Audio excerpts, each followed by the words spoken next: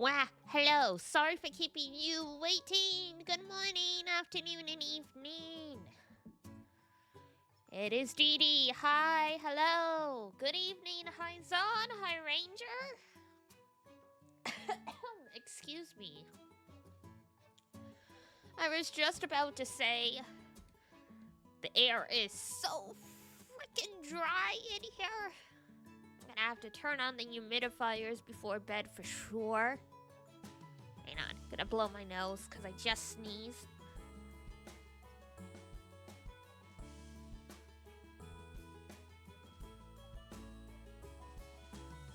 Peh. Good old winter. It's nice and dry now because, the inside because of deaths of dry ass air. Absolutely. Well, it certainly dries out my vocal cords.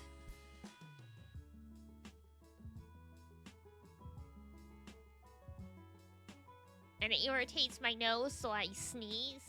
I've been having sneezes today, that give you vertigo. You know those? Even if they're not, particularly huge sneezes, it's like, whoa, why is the room spinning?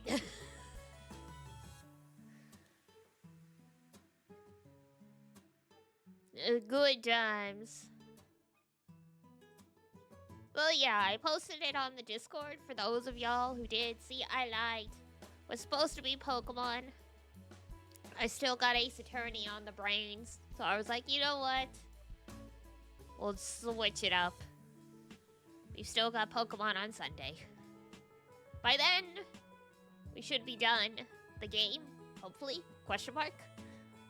Or sorry, done like Ace Attorney, rather, not Pokemon.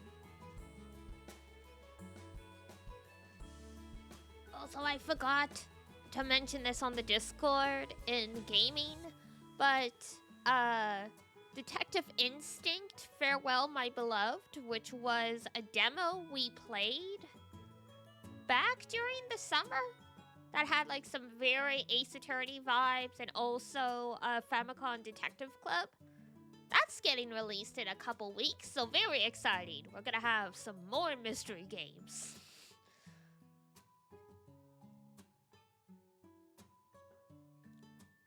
I've been chewing on ideas for DD 4.0, next DD. Really, it should be a Sherlock Holmes inspired one. They need to give me the cap and the magnifying glass. Considering all of the mystery games that we play. Looking forward to that one. Yes! God. Humor's just fantastic in that one. I just remember the demo starts us off with sirens, and we've got the detective gumshoe guy who's like, open up! This is the police. You're a murderer, sir. This is the first floor. This is room 103. You want room 310.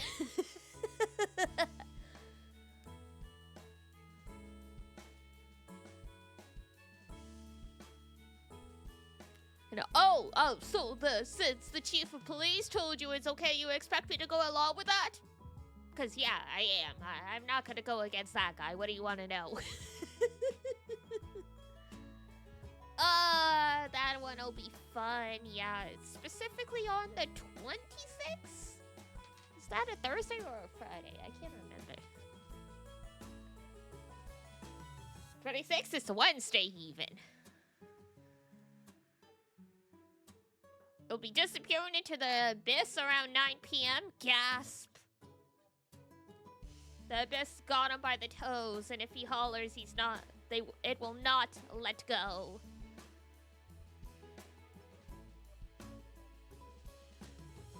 Hello, Zexu. How's it going? Welcome in. Welcome in. Welcome in. Oh, big stretch. It's because I has a date. I kind of figured. You started playing this game? You started playing Ace Attorney? How are you liking it?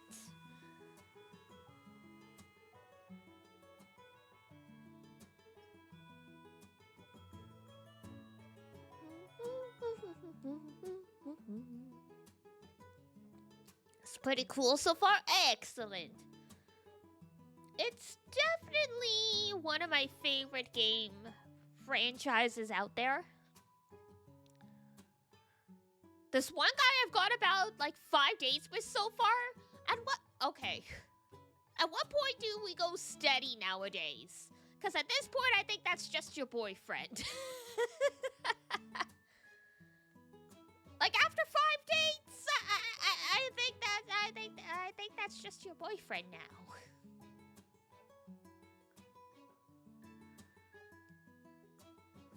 Maybe I'm old-fashioned. I don't know. Also started playing this one story game we were playing once back in the day. Oh, I know you picked up Raging Loop because it was on mobile, and you found it really interesting.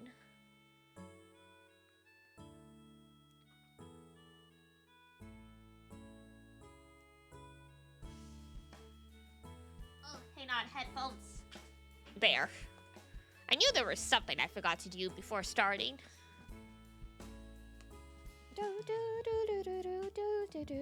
Ace Attorney music stuck in my brain.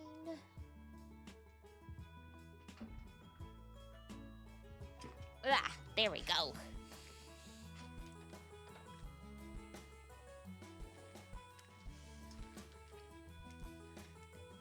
I mean, I like him, so I don't know. Ask him to go steady. Come on.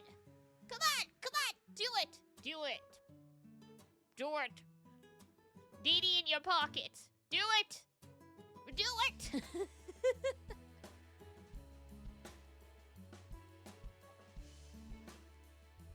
Come on. 5 dates.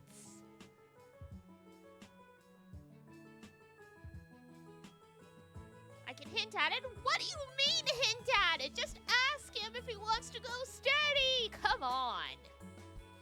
What do you mean hint at it? I didn't think you were a coward. Hi, Luna. How's it going? Listen. No. Chicken. Boop, boop, boop, boop, boop, boop, boop.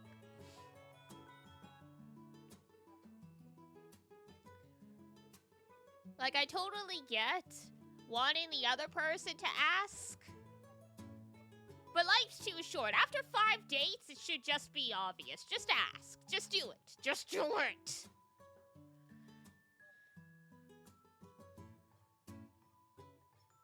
I would have asked after 3, honestly.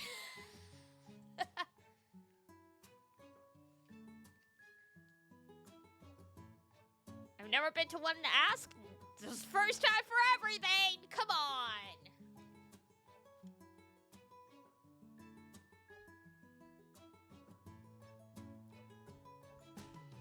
Look, if they don't ask while on the date, ask yourself when you're saying goodnight, okay? Really want you to ask? I want you to be happy. You like him? You've gone on 5 dates? Take the opportunity by the horns. Be the maker of your own destiny.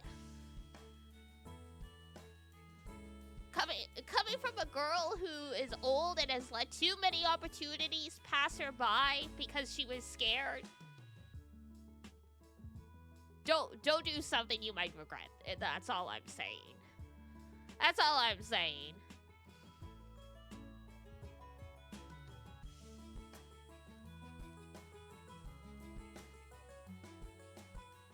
At the end of the day, it's your life, but I'm just saying.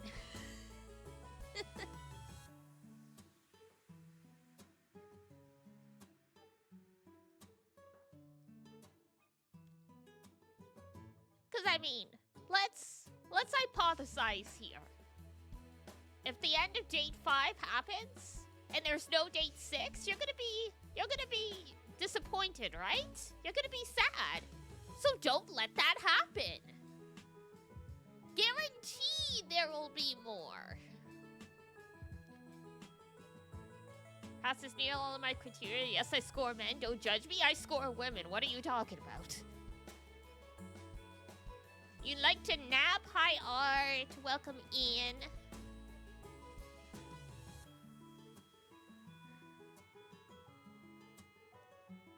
Art, to catch you up on the conversation, Ranger is going on his 5th date with the same person. And I'm like, are you guys steady yet?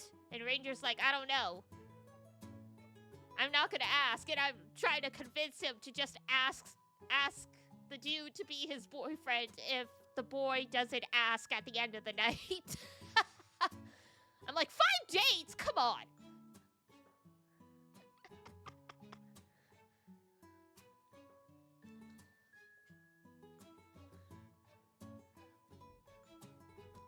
I mean, very lightly try to convince, because it's your life at the end of the day. I'm just saying.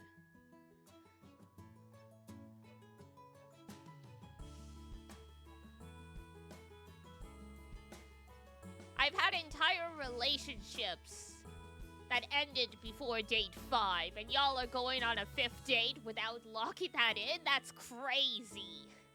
Y'all are crazy. The youth these days, I'll ask, yeah, let's go!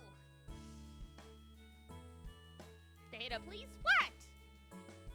I'm invested in y'all's happiness.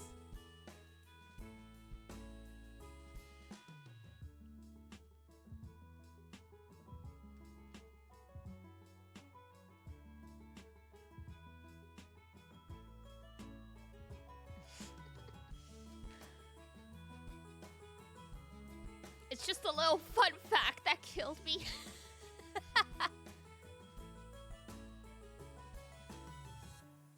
Most of my no, I shouldn't lie. All of my relationships have been long distance. So, you know, you can be long distance for a year and only have met up like 4 times.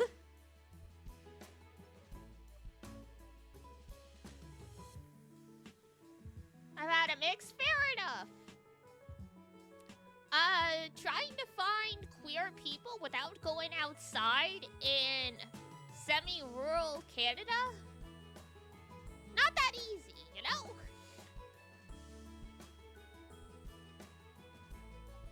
Ranger's like, they keep asking me out. I'm like, how do you even find the gays? How do you find the gays? Like, how do you do that?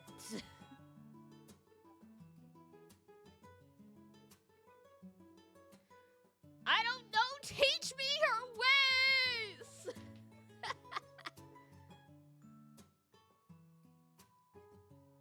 There's a lot in your city, luckily. Well, that's good. Like, I mean, I'm sure there is in this city too, but I mean, the last time I opened one of those dating apps, 80% of the matches were some girl being like, oh yeah, I'm actually in a relationship. My husband and I are, / my boyfriend and I are looking for a third.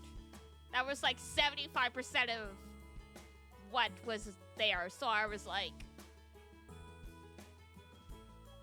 yeah. Just a lot of people posting on dating apps, like, whether or not it was a scam or not, I'm like, yeah, I'm done. It's like, I was on there for a single night, and that's what I saw. I'm like, I'm done. My boss at the time was like, what? Like, you gave up so easily. You're so picky. I'm like, bruh. I got demotivated, all right?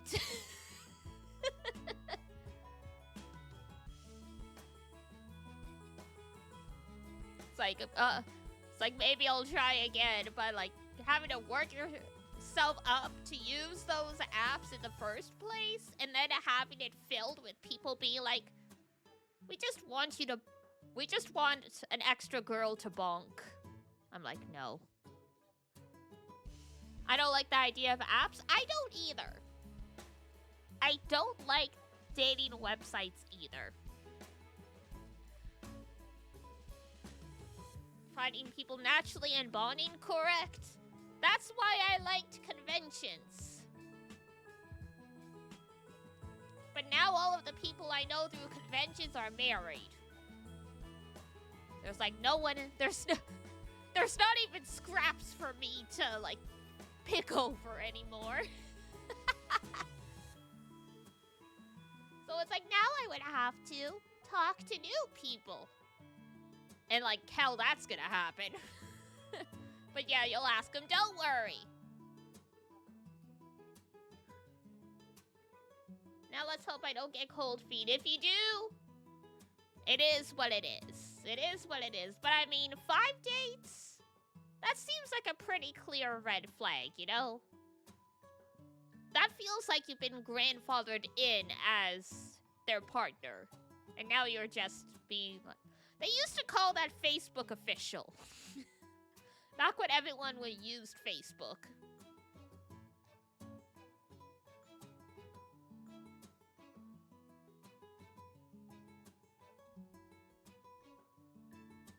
Like back in the day.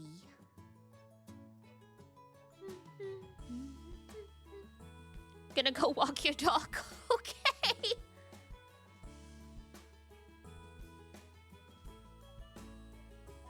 Disconnected from con people sometimes because I'm not in the most casual outfit or in cosplay. I hear ya.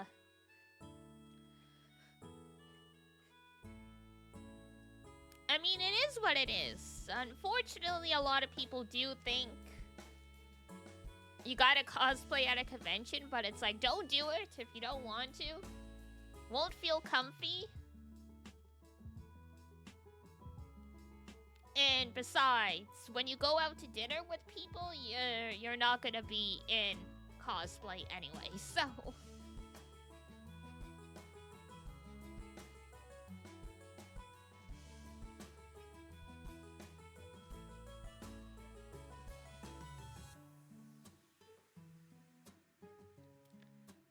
Hey, Jaden, let's go! It's our boy!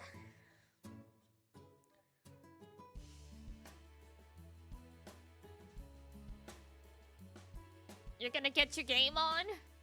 No? Okay.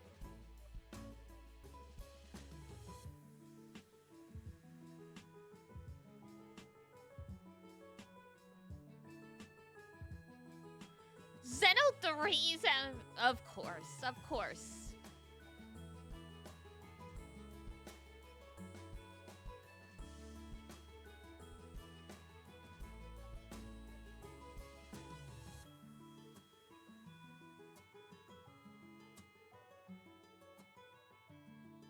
Imagine Kirito kinda.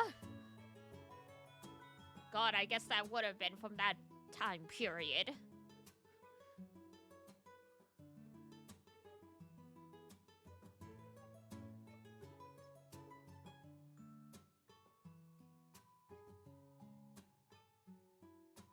Look, I've been around for so long, I've seen Sword Art Online go from being cool to being cringe to come back around to being cool again. You don't gotta explain anything to me.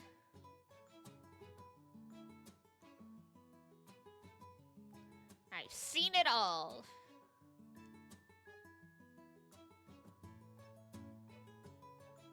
People stop thinking it's cringe. I mean, they're still making movies and video games and all that stuff, and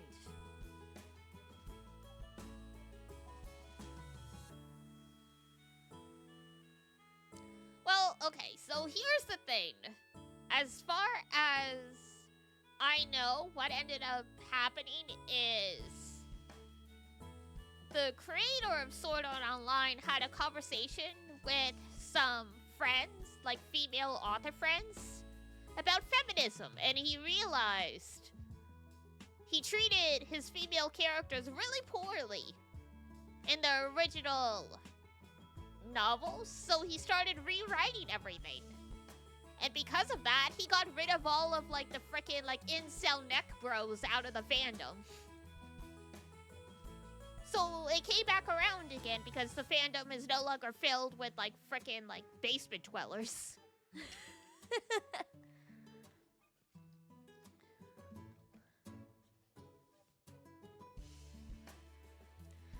Yeah, and I mean, there's so much isekai slop nowadays that it's like, you know, Sword Art Online, it wasn't so bad after all, compared to like some of the stuff out there nowadays.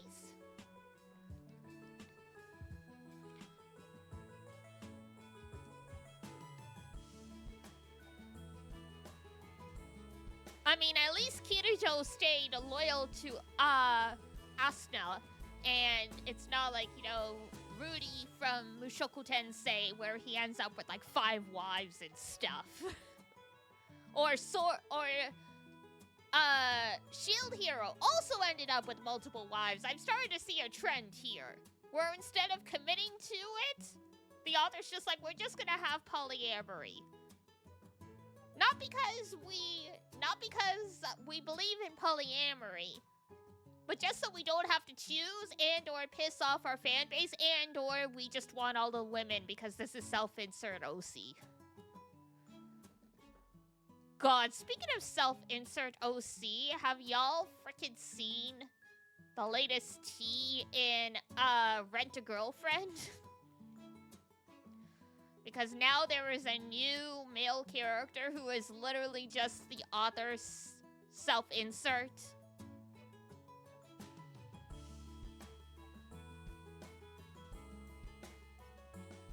Someone deplatform that man.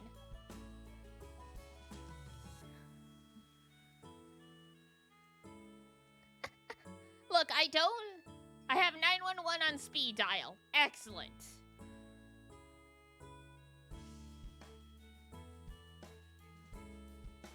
Send the word. Aye, aye. Yeah, because it's like, I don't read Rent-A-Girlfriend, but that train wreck keeps coming across my timeline, and every time it does, I'm like, how is it getting worse? Like, literally, how does it just keep getting worse?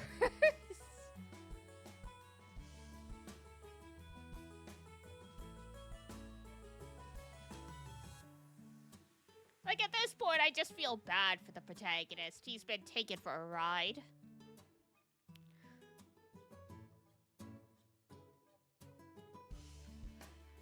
You just wanted to tell me? Fair enough. The list of cosplays I like to tell you. Oh! Yeah. By all means. Alrighty, hold on. I'm gonna switch to the game, though. Boop.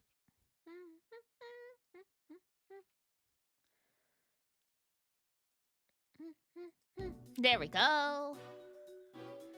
Dun dun dun dun.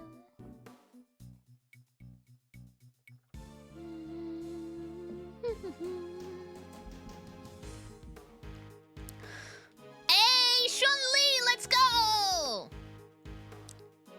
And Rio, who I can never pronounce his name properly, so I just call him Rio. Finon's also a very good one.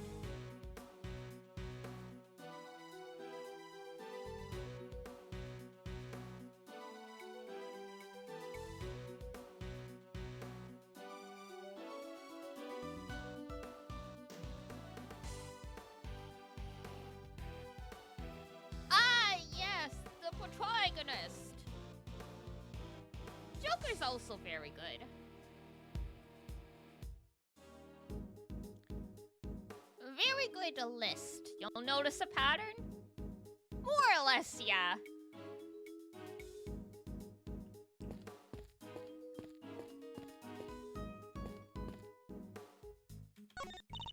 Look at this! It's a giant monkey head! And the monkey has a top knot. Ah, yes, from Global Studios. The blue badger is back there! I never saw it before! Oh, shit! Watch out, Edgeworthy's gonna get ya! It's the mascot of Global Studios. It showed up in a previous case of mine. Oh, I think I've heard of him. Mr. Monkey? Yeah, that's it, Mr. Monkey. Oh, and my tail's going. I must have pushed I pushed one of the keys. Hold on. Not that I'm against my tail swaying distractingly, but you know.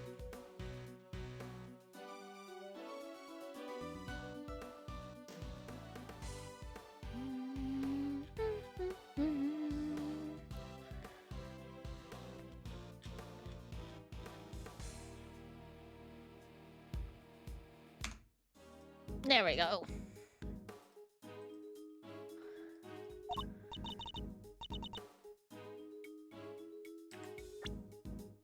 Yo, it's Mrs. Monkey? No, it's Mr. Monkey. Edgeworth keeps getting it wrong. That's the hilarious thing. That's the joke.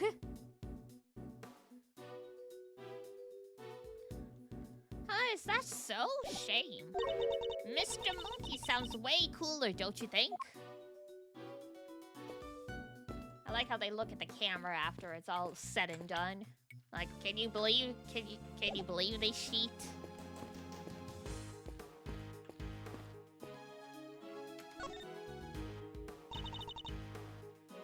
Huh, there's some stuff left in the safe. Oh, it's all stuff to do with, Bronco Knight. Okay.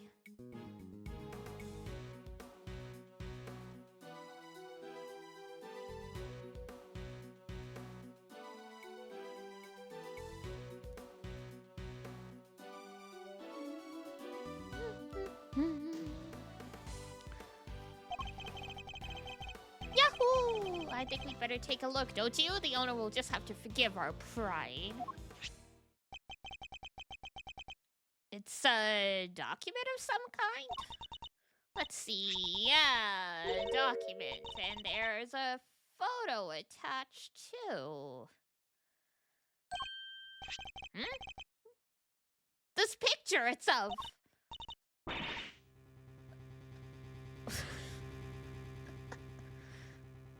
That is not... This is not, the best headshot of him. I see Diana and a safe and Ace Attorney, and I automatically think of the clip. Oh my, which one? I forget.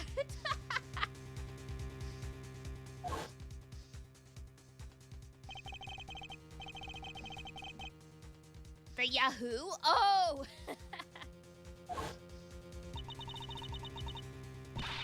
Why is there a picture of in here? And what's this paperwork about? I'm not sure. Let's take a closer look. Yeah, it's like, what's this piece of paper about? Well, if you were to read this piece of paper, you might know.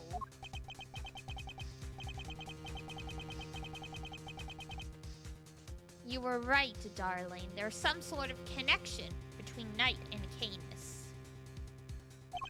As you know, we've been trying to find out who Canis plays his silly correspondence chess games with. Well, now we know.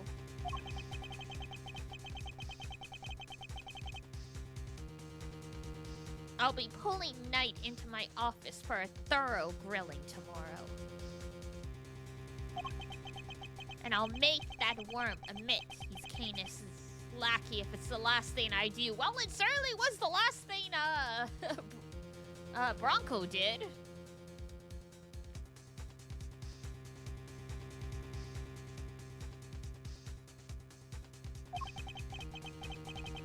So you do your bit too and retrieve the package we laid to rest 12 years ago. The what now?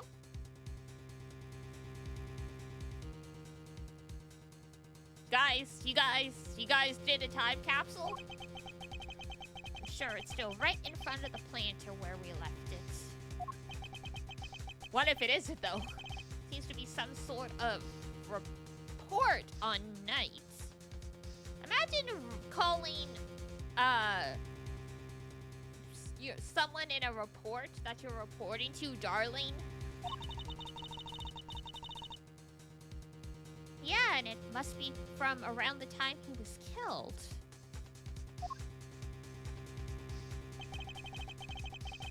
Hi, Dambola! We know that Knight was killed while being interrogated in the prison warden's office.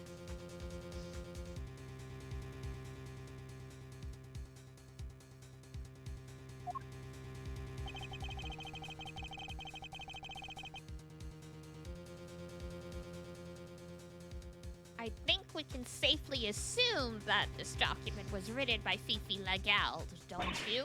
I'd say so. But who was it written for? Oh, I guess whoever owns the safe? A reasonable assumption.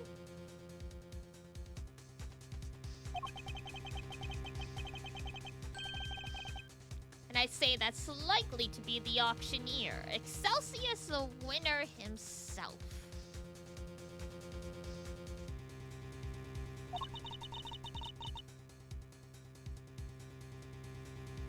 Proof that they really did know each other. Unfortunately, you know, there's no name mentioned in the document, so it's not 100% conclusive. But it's a start.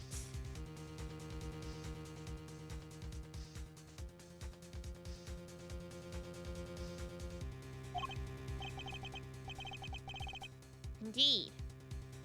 And not only that, it proves another connection.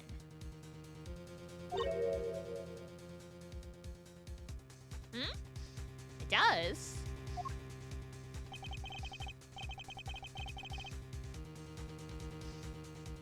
Legald and Winner were trying to flush out Canis's henchmen.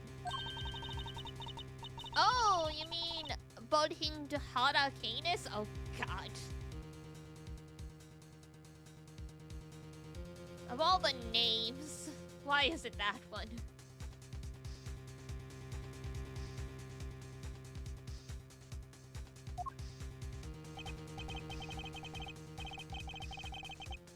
Yes, something links the three of them. Something they don't want anybody to know.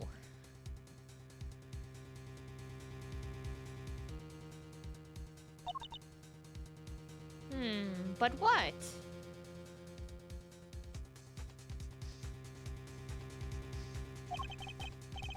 I don't know yet. But I suspect it has something to do with the case. Well, I think you might be right on the money, Edgeworth. Go figure.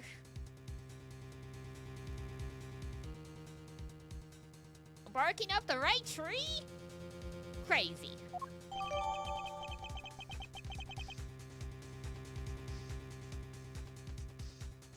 Report from our Warden Legald to Chairman Winner about the connection between Knight and Canis.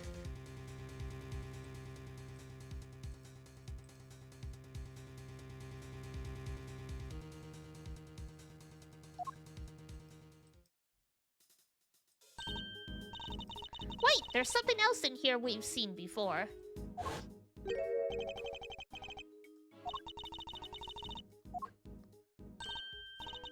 It's a ring, an expensive-looking one at that. I thought that was Artie Frost's ring for a second. Don't even think about it, Kay. But I didn't say anything! Well, well, well, Mr. Knight. Your chess set and your ring are here, too. All your possessions are in one place. So basically the safe was full of evidence from the murder at the prison? It would seem so. Which means the missing knife and chisel might be here too. Do you see it?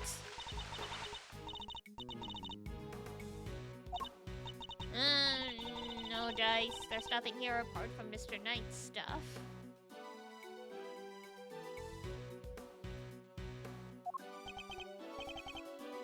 Really? Curse this. Knight may be dead. Our game isn't over yet. Well, it sure is. Your game sure is over. But he left unfinished business behind him. I think we need to find out what it was.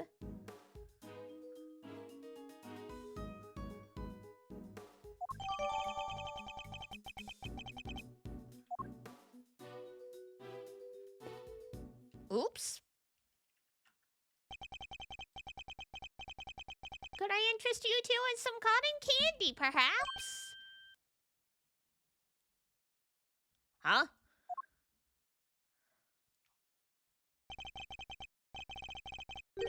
I have ice cream too, but if I recall correctly, you weren't much of a fan.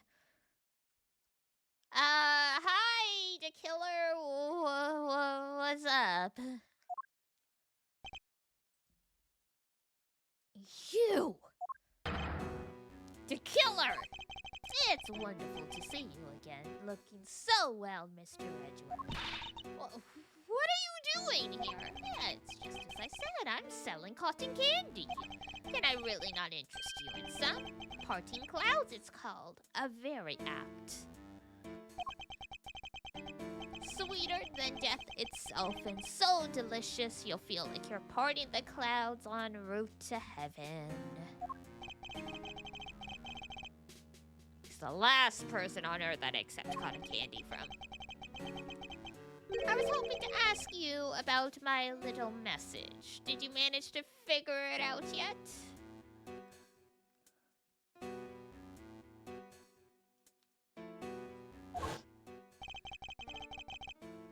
Congratulations on another big sold! And I can't truly say it's been sold, can you? Have you been watching us this whole time? Watching you? No, I prefer to think I've been watching over you. The stand here really is the most marvelous little vantage point. How are the two things any different? And what does he want with us? The president's murder. Was that you? Oh, no, my contract elapsed a little while ago. He was rather famous among us assassins, you know. The man no one could kill, notoriously stubborn despite multiple attempts over the years.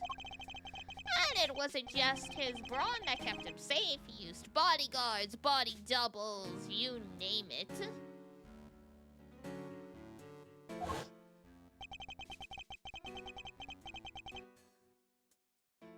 It certainly wasn't his brawn that kept him safe. Sadly, this time, his bodyguard was nowhere to be found. And after Mr. Rook died to save him, too. As I said, it wasn't me. I do not kill without good reason. I got morals. And also, you know, it's just a job. Which is something else I have to be grateful to Mr. Rook for. Thanks to him, I avoided killing someone entirely unworthy of my attention. Thanks to? What does that mean?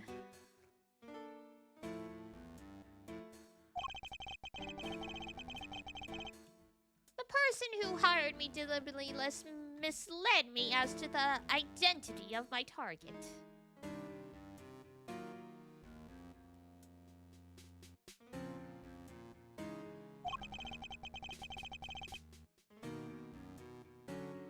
A betrayal of trust, which I won't soon forgive them. Oh, well, that's unfortunate. Your clients really seem to, like to mess with you, huh?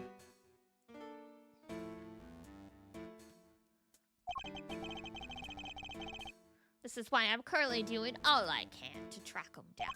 And do you know what I think? No. I think you and I are looking for the same person. Did Excelsius win our contractor then? Is he talking about whoever it was that killed the president?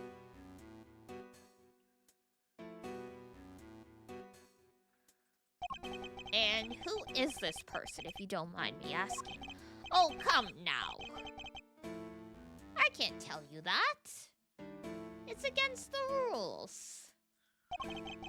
Revealing the identity of one's client is out of the question. I'd hardly stay in business long if people couldn't trust me now, would I?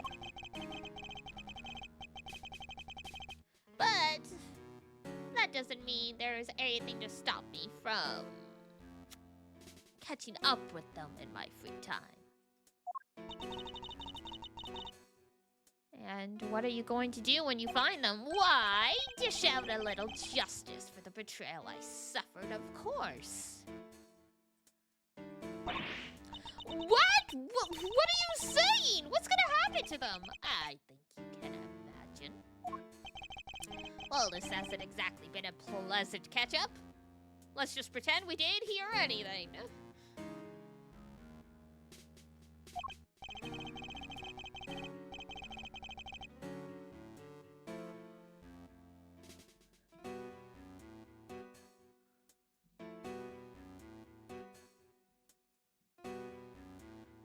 But I shouldn't leave you completely in the dark. There's something you ought to know.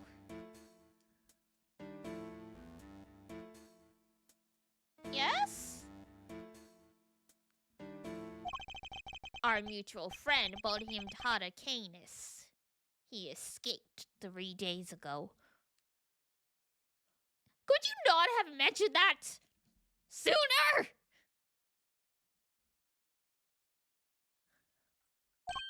What?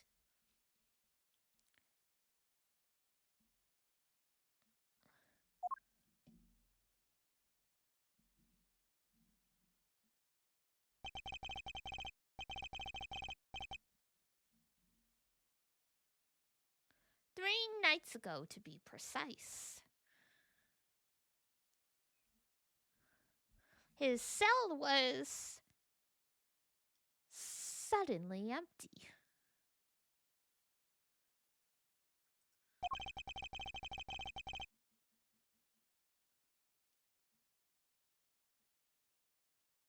Almost as if he knew I was coming to pay him a visit. Wait. The killer went to visit Canis in prison? Does that mean he's the person the killer is looking for? Now I'd better not take up any more of your time. We'll be seeing each other again soon, I'm sure. Let's both keep up the good work, shall we? We'll run our target into the ground in the end.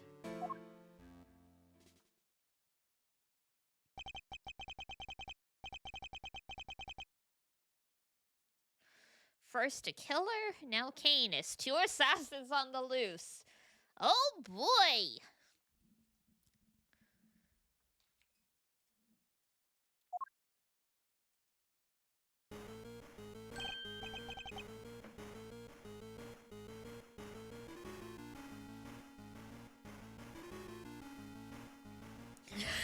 Huh? That sound! It's not in my head. Mr. Edgeworth, it's Judge Cavell's cell phone! Oh my god. Her ringtone is the frickin' Taurosaurus theme. Could it be Sean? How's it going, Miles? Whoever it is using a voice changer. Who is this? It's your friend in the red raincoat, of course. Red raincoat?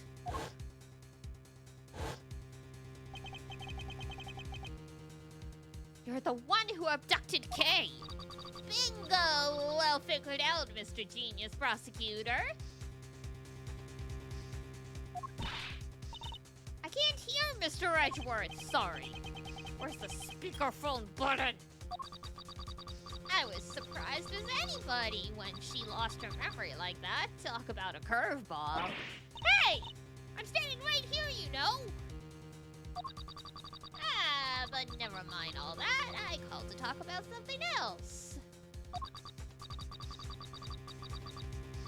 Yeah, there's something I need to tell you. Truth is, I was the one who made Big Bad Chairman Winner kill little Miss Rosie Rayner. What? Well, now there's a twist.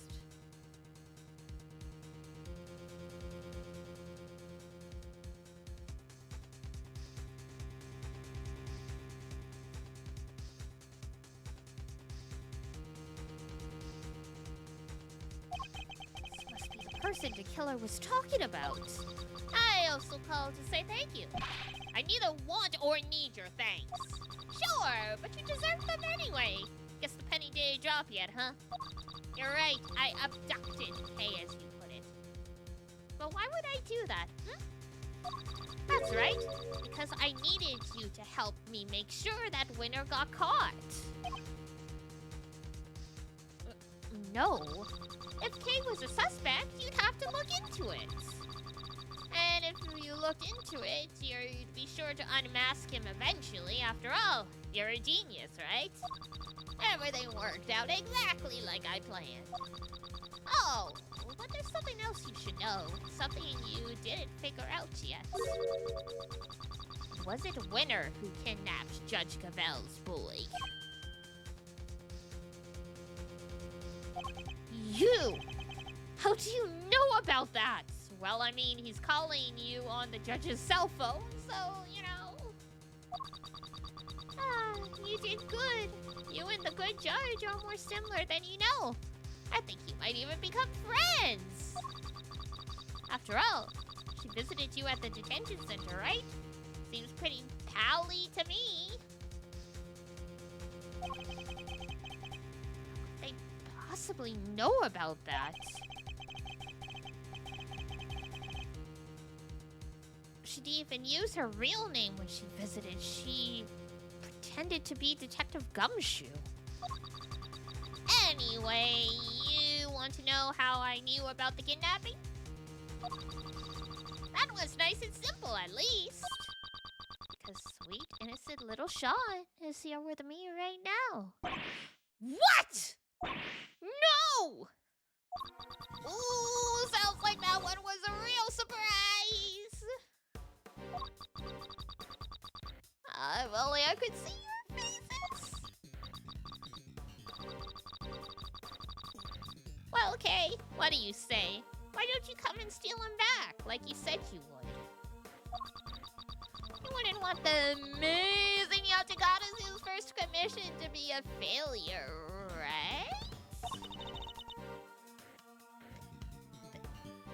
They even know about that? How could they possibly know so much?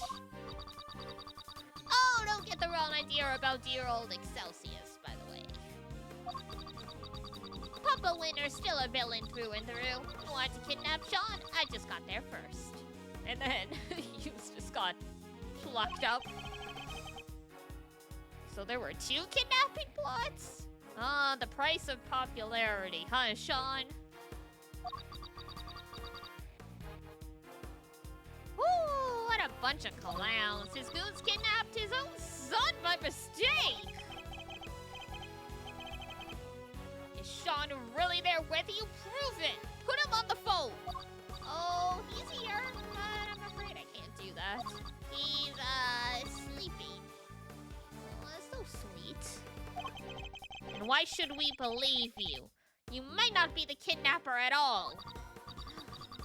Look, if you don't want to believe me, that's up to you. What do you want? What's the end game here? Are you trying to get Legald acquitted? Nope. I couldn't care less about whether they find her guilty or not.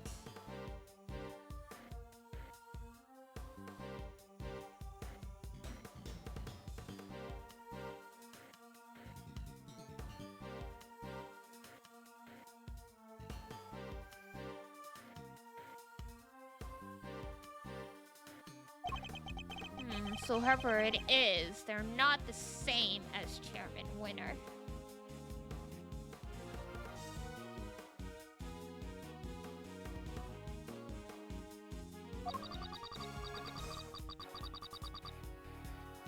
My endgame is going to have to stay a secret for now.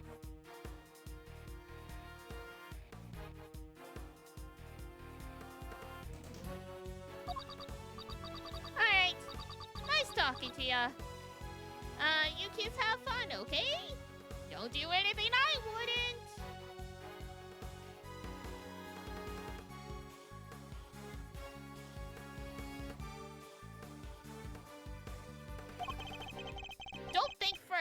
second you'll get away with this.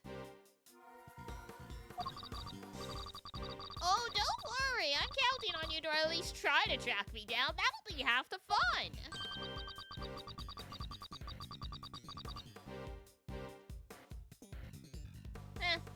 Not that I rate your chances of bringing me to justice as very high.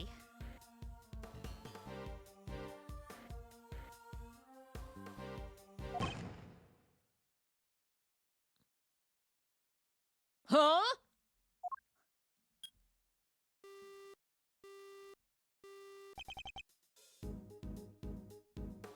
Was that a gunshot or a cannon?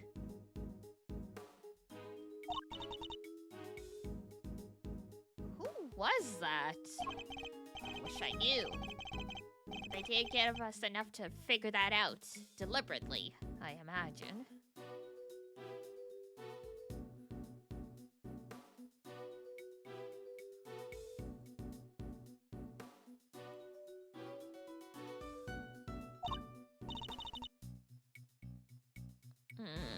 So we've really got nothing to go on?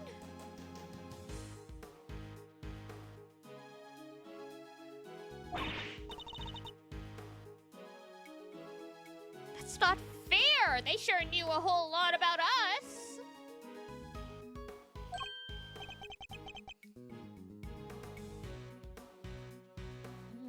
Indeed they did. You're right. It was uncanny how much they seemed to know. How is it possible that they were party to so much that happened in private?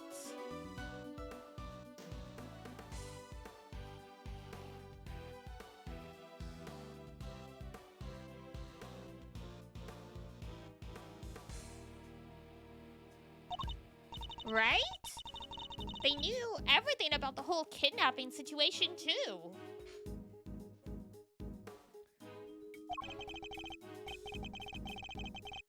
Need to figure out how. Where are they getting their information from?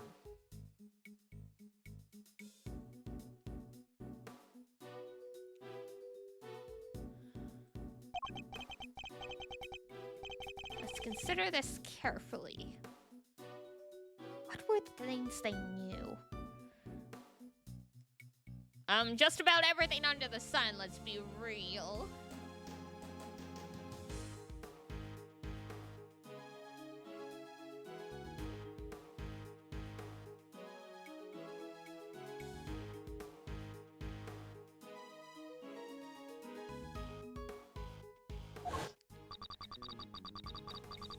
Good judge, you're more similar than you know. I think you might even be becoming friends. After all, she visited you at the detention center, right? Seems pretty pally to me. You wouldn't want that amazing Yatagara's first commission to be a failure, wouldn't you? I mean, if you fail on the first one, it definitely would be your final.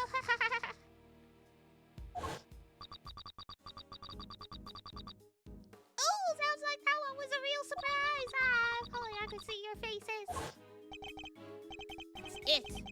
Based on the specifics that are mentioned, there's only one possible answer. I've got it, Kay. I know how they knew. Huh? Really? Where it was, they were.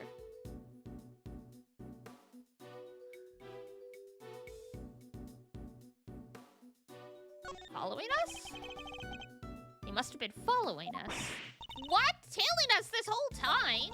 Killing a great thief for days without even being spotted? They must be good.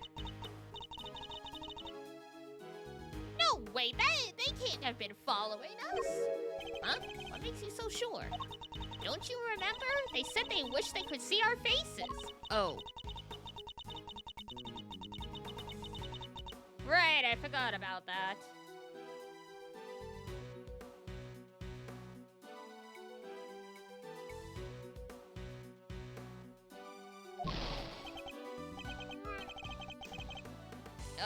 True.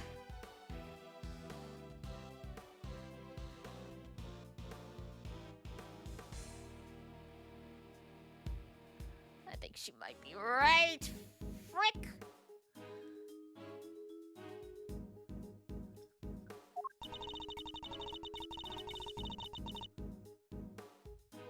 they couldn't see our faces, that narrows down the possibilities quite a bit, huh? It does, to precisely 1. They were listening in on us. They must have been able to hear us somehow. Did they bug Judge Gavel's phone?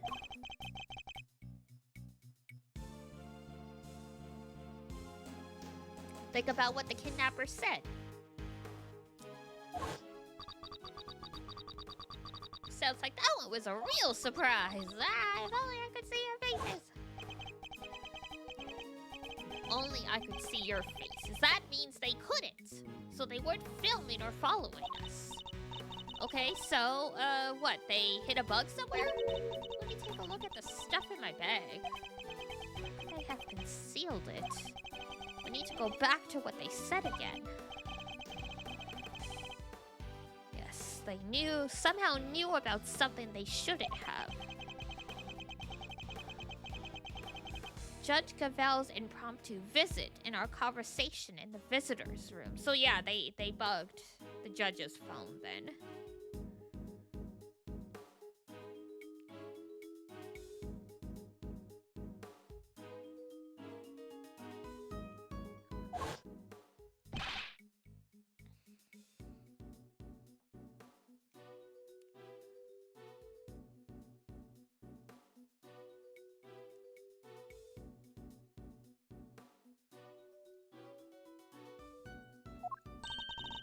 Please, Mr. Edgeworth, take a seat. What evidence did I have on my person at that point? The bug must have been hidden here.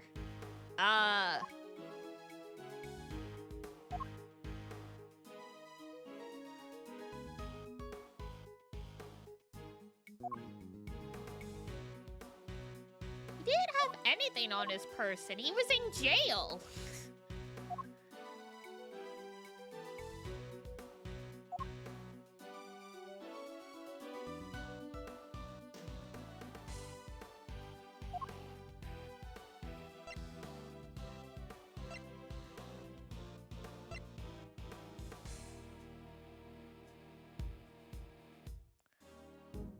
Like, I think the chess set is the only thing that makes sense, but,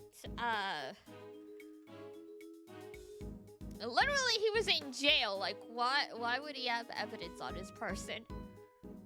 Don't they take everything from you? Like... But it's the only thing that makes sense, so let's see. Take that!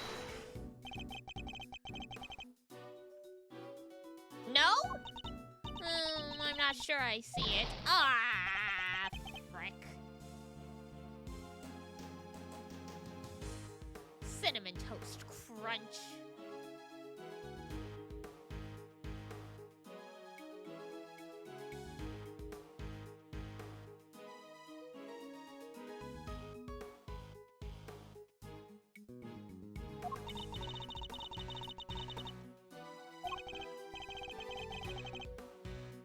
I guess the only other thing is the Yatagarasu pin.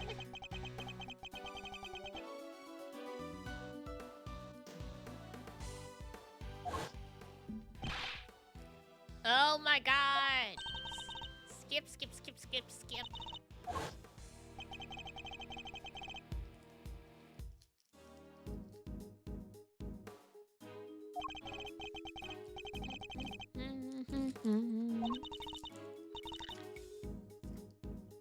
They're really asking us to remember stuff from, like, previous cases. It's been a while, the game.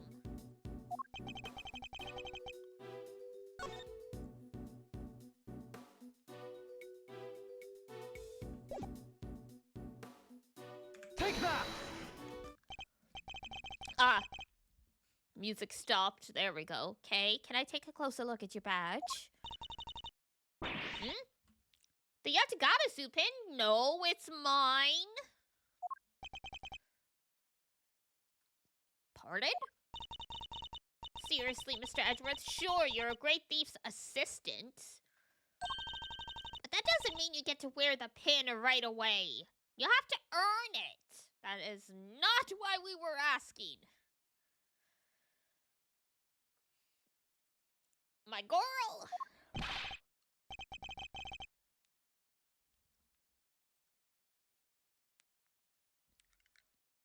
I don't want to wear it. I want to check it for bugs. Huh? Oh, this whole thing? Let's take a look, shall we?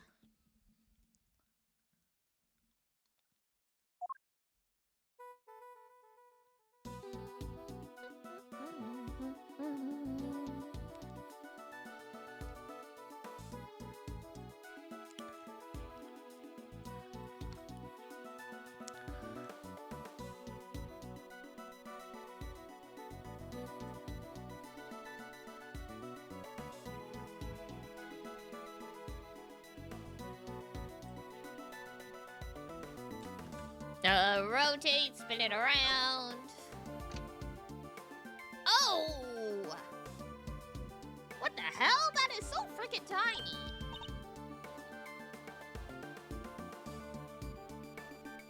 Huh? Whoa!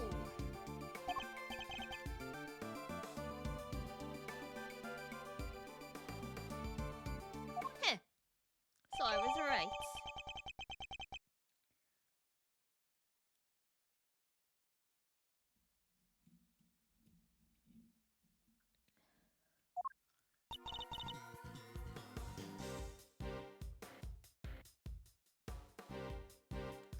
How did you know? Whoever it was we're dealing with, they came into close contact with you recently. Oh, that's true. When they knocked me unconscious, you mean? Precisely. Which made me think the bug must be in one of your possessions. But they also overheard my conversation with Judge Gavelle when she visited me. Something that would have been impossible if I didn't have the bug on my person at the time.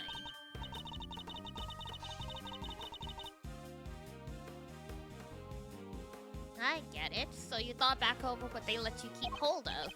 Yes, all the case evidence I was carrying had been confiscated. Meaning the only thing I could possibly have been was your pin.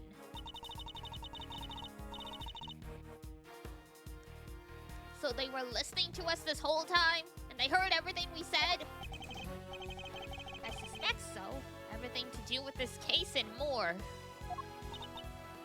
Wait. They're probably listening to what we're saying right now.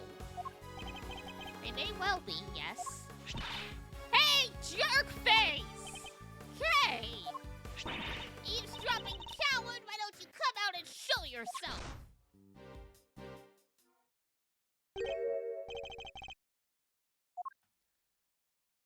Damn.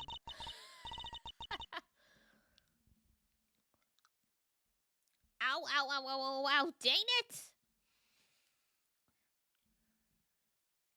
Speaking of eavesdropping cowards.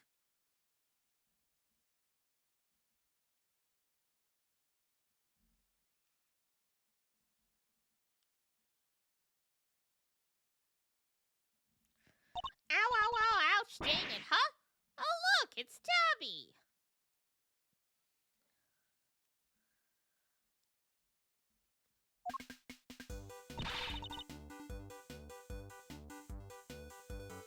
Y'all sure know how to surprise a girl.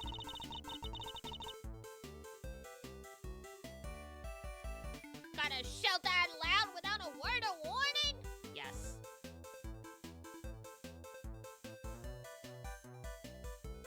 It's just how she is. You know, you get it.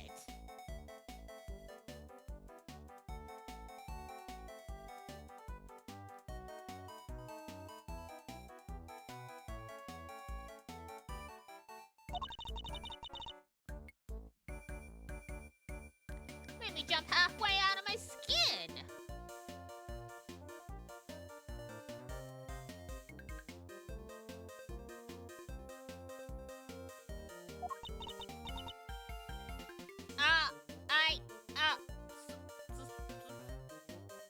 Sorry.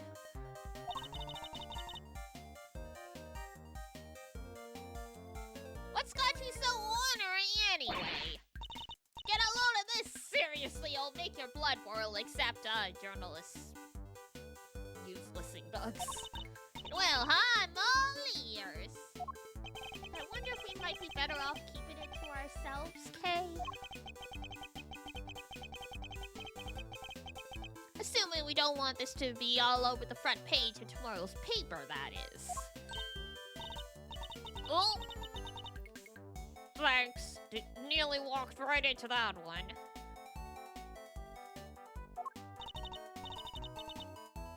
Aw, come on. Y'all are no fun.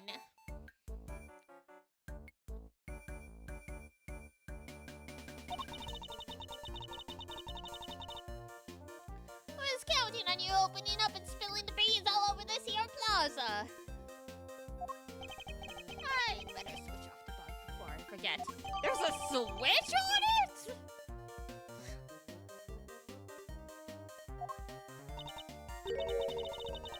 How do you even turn that off with your big old stubby fingers? So, did y'all find that there kidnapped kitty?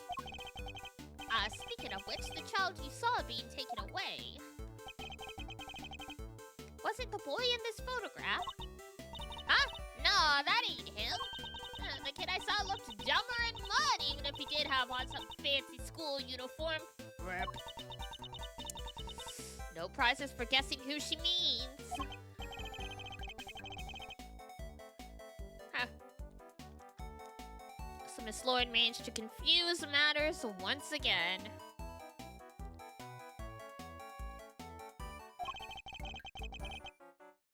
I think we better take another look around.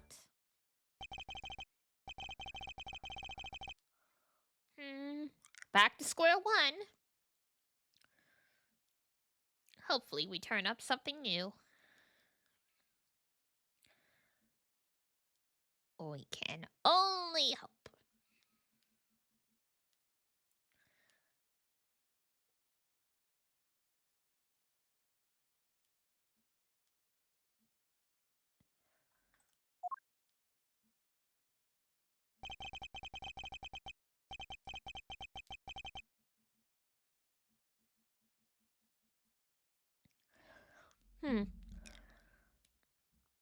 There are only 20 minutes left until 2? Are we gonna make it in time? Absolutely not.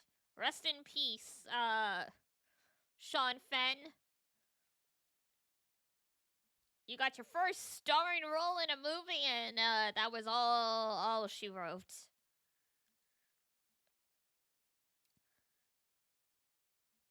Child actors really do burn bright and then burn out.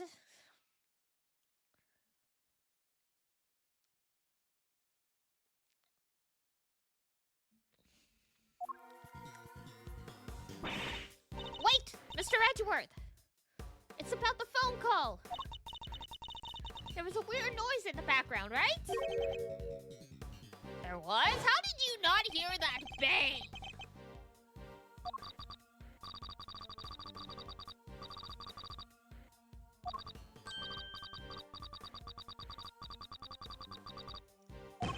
Bang.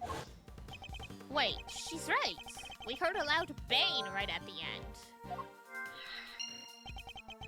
That provide a hint to the location. There's always something. There's always something. A subtle ear-piercing bang. Literally, how did you miss that? It sounded like a gunshot, like...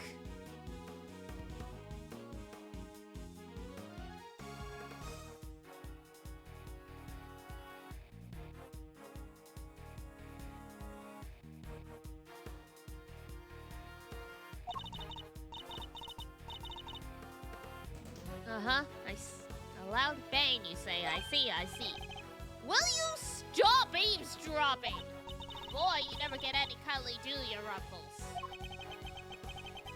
Girl's gonna get arrested at this point. Guess I'll need to speak with Miss Lloyd, much as I don't want to. Investigation commence.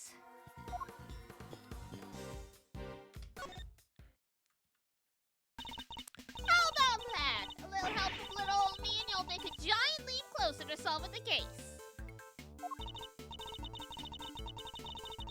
only hope.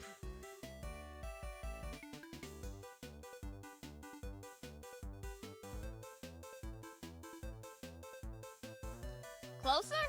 Sure. If by closer you mean, we wound up going after the completely wrong kidnap victim. To be fair, y'all didn't ask for clarification, but also, I guess, it's not that common to have that many kidnappings happening in one place on the same day.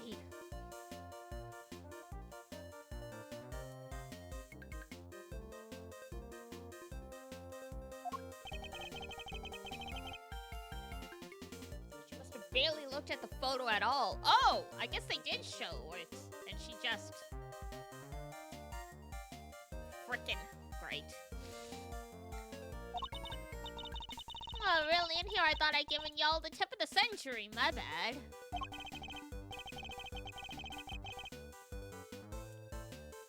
It's not your fault. It's ours for putting our trust in unreliable sources. Yo! We'll just have to learn not to do that again. Hey, that ain't nice! I don't gotta give y'all no tips at all, you know? And I won't. Not if y'all could be like that. Fine, maybe just this one. But only 'cause I got a real scoop for y'all this time. A real scoop, huh? This should be good. What's the scoop, Scoop?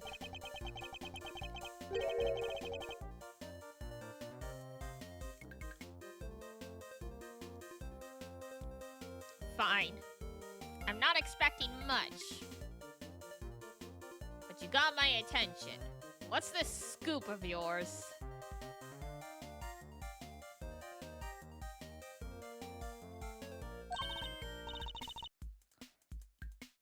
Proof, that's what! Proof that Torosaurus is real! Wow! No way! That's crazy!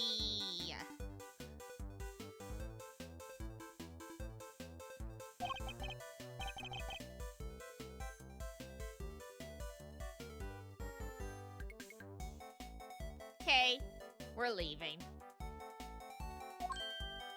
Wait, I ain't lying, I swear to y'all! Don't have time for this.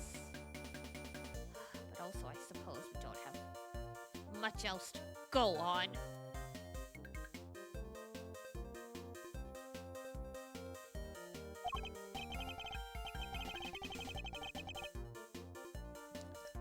Alright, proof?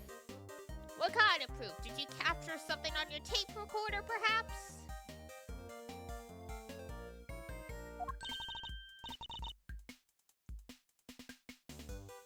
Ooh, you're good, Ruffles! Sharper than a gosh dang tack! Are tacks really that sharp? I mean, I have an incredibly hard time getting them to, go through walls, so maybe that's just me.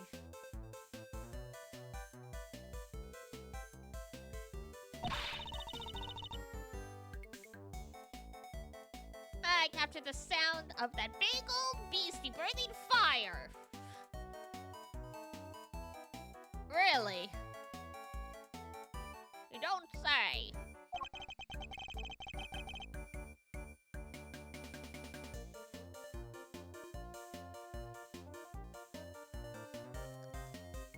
I was hoping for something a little better than that.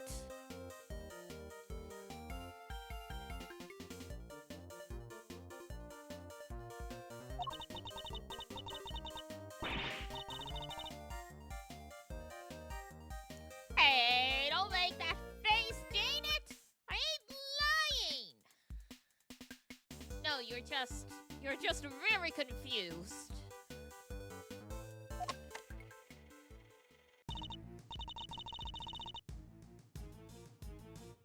Alright, ready? It's fire breathing time, dang nabbit! Okay, okay, Bugs.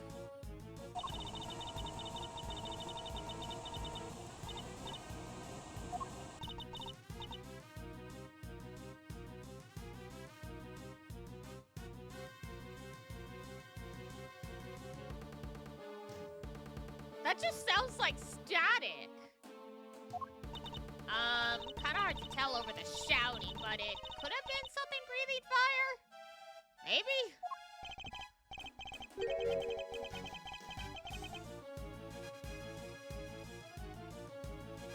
And tell me, Miss Lloyd, did you see this fire-breathing something with your own eyes? Well, not exactly with my eyes as such. Being as how I wasn't precisely, close by when it happened. Surely the real Torosaurus would be pretty hard to miss no matter how far away you were standing. Well, see, I was far away, but also recording via what you might call, non-standard means. Huh. Would you mind explaining what you mean by that?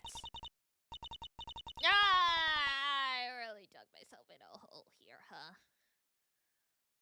I sure did. Non-standard means.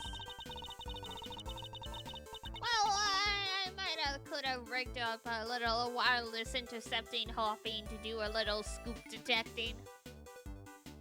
Okay, here's the thing. Depending on the laws of the country, not exactly illegal. Like in Canada, you're allowed to record phone calls as long as one person in the call is aware. So, like, you know, you can't have, like, the police listening in on a conversation with two people, technically. But if you're an informant with the police, you can record the conversation because you're aware it's being recorded. When I was in journalism class, I would record all of my phone interviews for that reason. Like, it's common courtesy to tell them that you intend to record this, and are you okay with that? But technically, you don't have to. It all depends on the laws in the country. So I don't know how this stuff is in Japan. So while it might be scummy, she might not be doing anything illegal. That's so sad. Poor insects. Not an insect, Kay, an intercept. She was listening out for radio signals.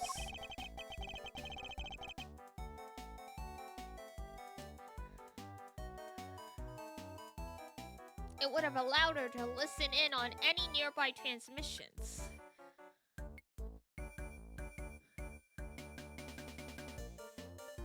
Aren't the laws in this world like a mix between Japan and USA? Pretty much, yeah. Because originally it was in Japan. And then when they brought it over, they localized it, so it's like technically in the US.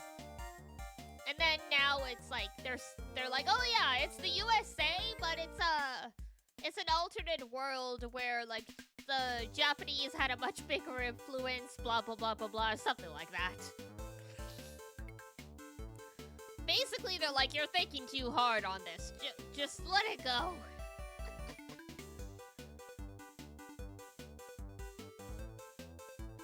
Makes it real funny with the Great Ace Attorney because it's like, oh yeah, because they keep the Japanese names, right? So we've got, Naruhodo, who eventually, his descendant becomes Phoenix Wright. Lost the Naruhodo name along the way.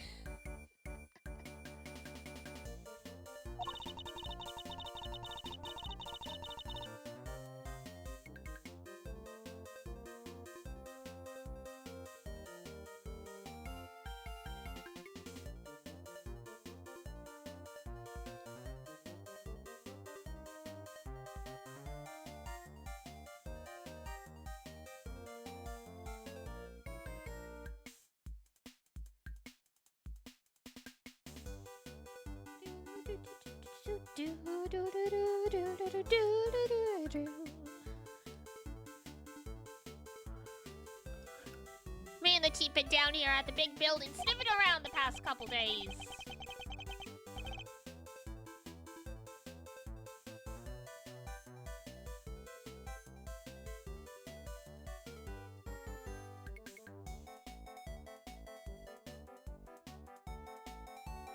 Looking into Miss Hart's tip about the underground auction, I assume.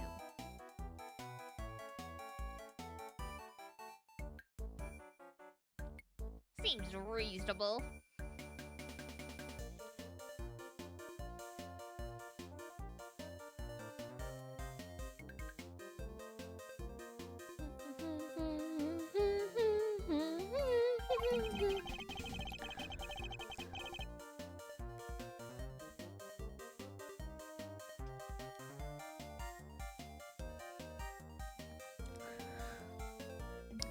Which would mean that you've been listening in on all the radio signals in this area, too. Well, maybe.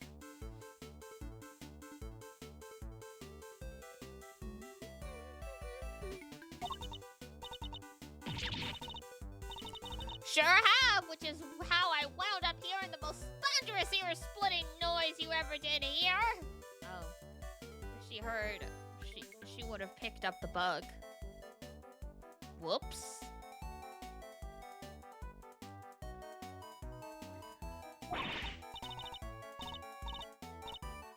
The pounding of feet, the electricity in the air. This was it! Torosaurus at last!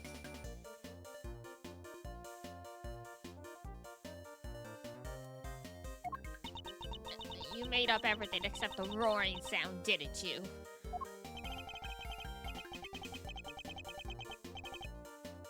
The long and short of it is, you didn't actually see anything, correct?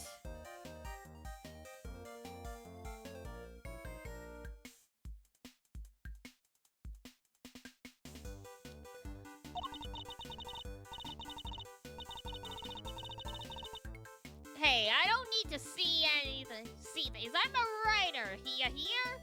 Anyhow, I kept listening. And then you had a real bad time.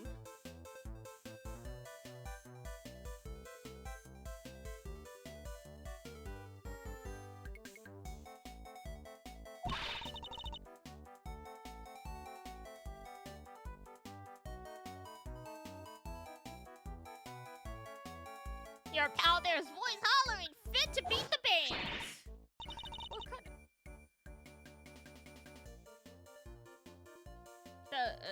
The southern slangs are killing me.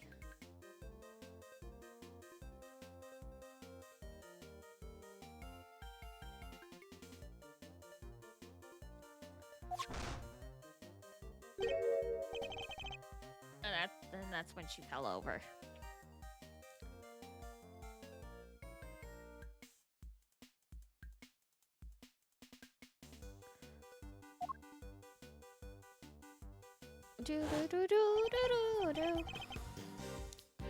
Heh.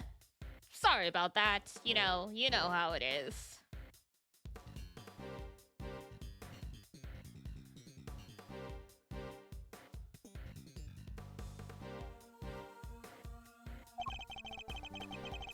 I'm sure Kay didn't mean to bowl you over with her little outburst.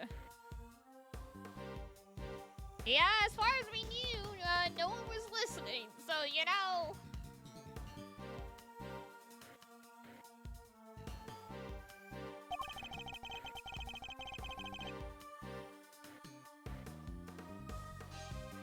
I assume it was as shocking as it was because you didn't hear it directly. It came through your headphones while you were listening to the signal from the bug, didn't it? Are you saying she planted it? Hey, come on now, I ain't no bugging, just a little lighthearted intercepting. Would you mind if we borrowed the tape of what you recorded? Ah, do what you dang well, please.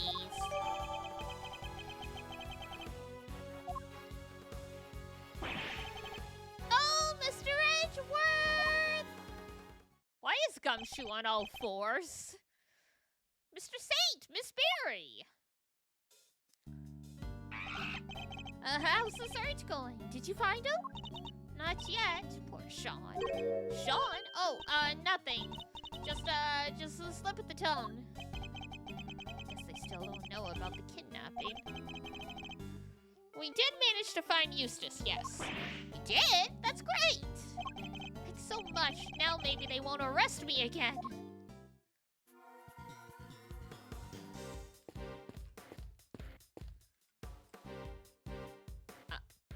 Gumshoe?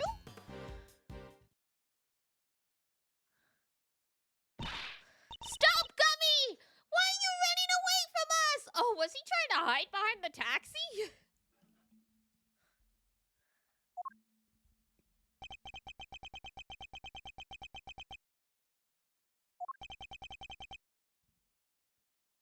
Detective Gumshoe?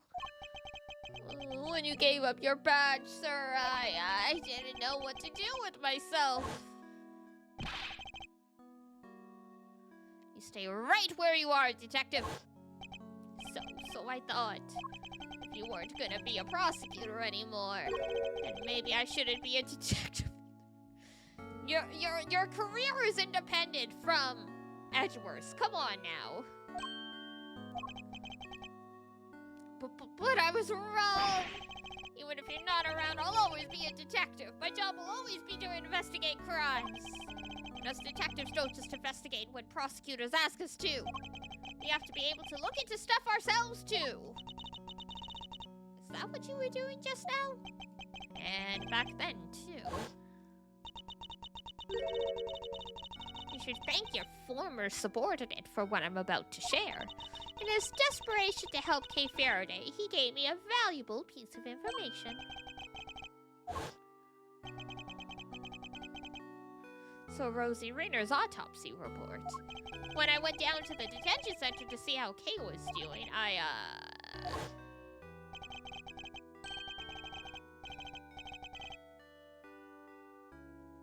Crazy. Kay Faraday, murderer. That's the truth. The truth I created.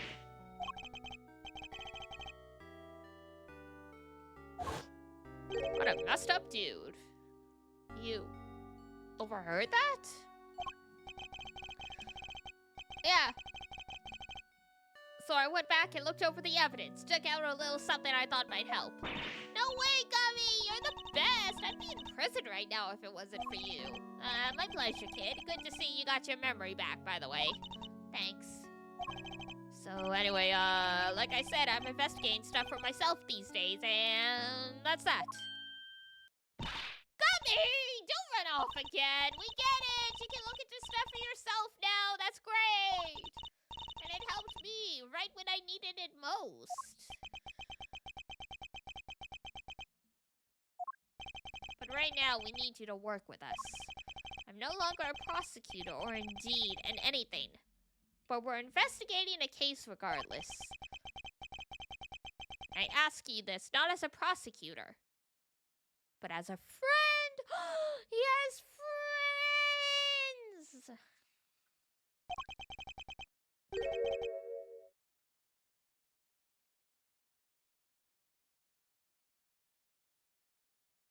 Detective Gumshoe, will you help us?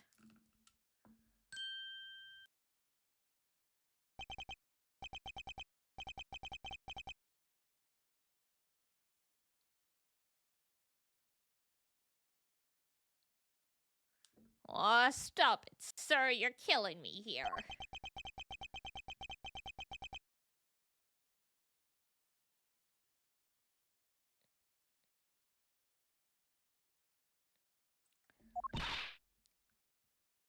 Come on, Gummy.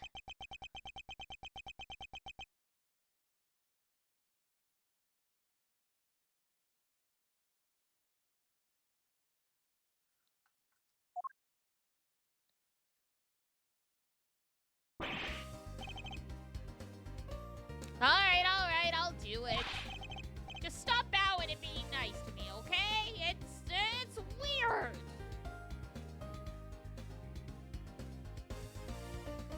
Showing basic etiquette? Crazy.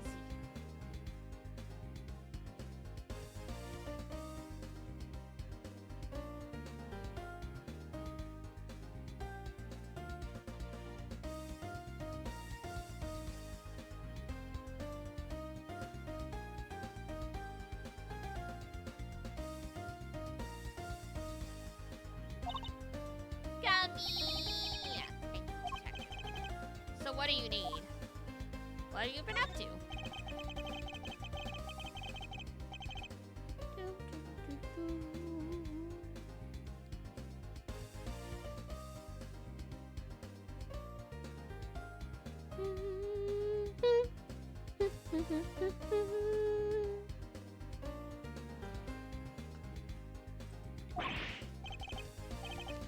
Yes, sir. Sure I can, although I got 3 big things to tell you. Here goes. Number 1. I got some results for you when forensics looked at Kay's clothes.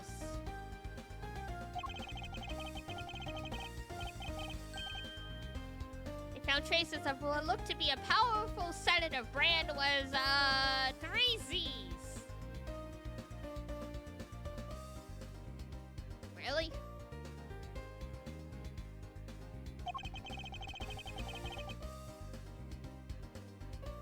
That is some naming.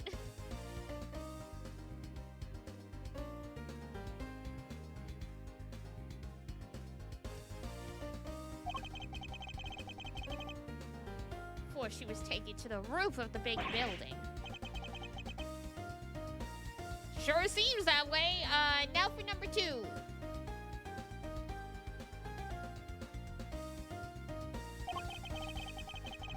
I got hold of all the footage from that security camera in front of the big building elevator. Camera that captured President Wallen and Judge Gavelle that night.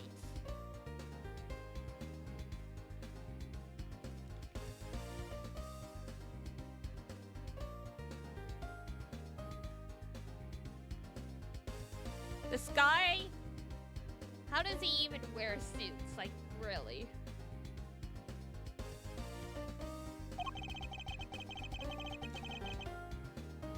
The elevator is usually the only way of getting up onto the roof, correct? And therefore, anyone using it should have been caught on camera?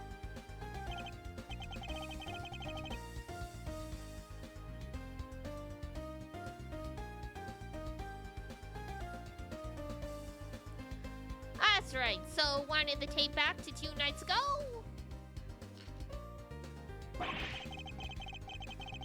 We sure have been able to see Kay being carried up there while she was out cold.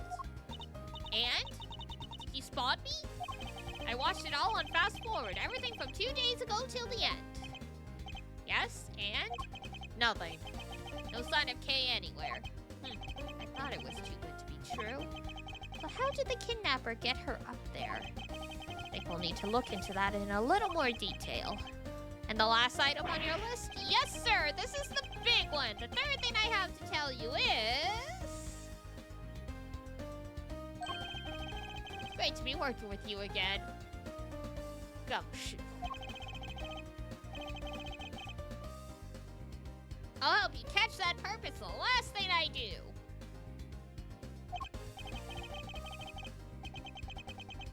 I put you through a lot, detective, but that doesn't mean I'm about to start going easy on you. That's the big one, as you put it. It doesn't even have anything to do with the case. Would have preferred something of practical use.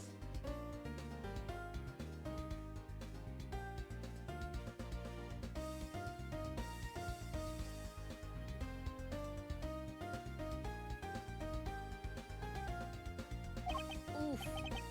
No mercy, huh? Guess I should have expected any less. Thanks, Mr. Edgeworth. Help with the search.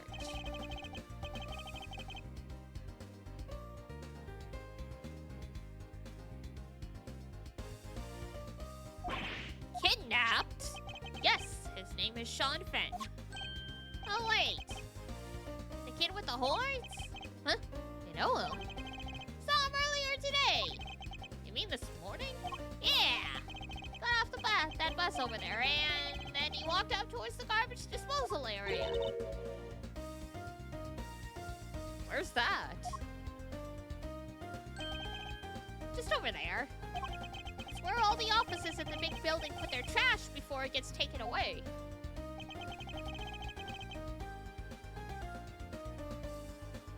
Where he went after that, I couldn't tell you. I had to leave right around then. closer look. Alright. Do.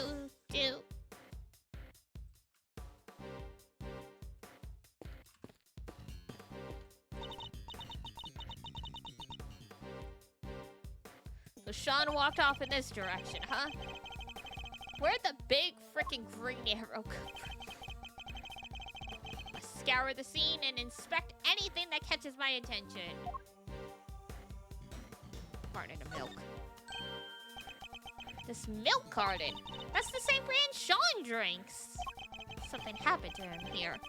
I'm almost certain of it.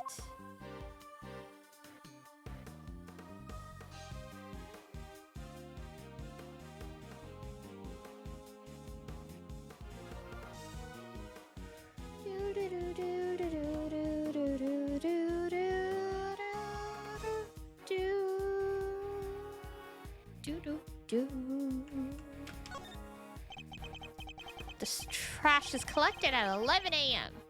Guess that's why the enclosure is empty. There was a ton of stuff here earlier. Big stuff, too.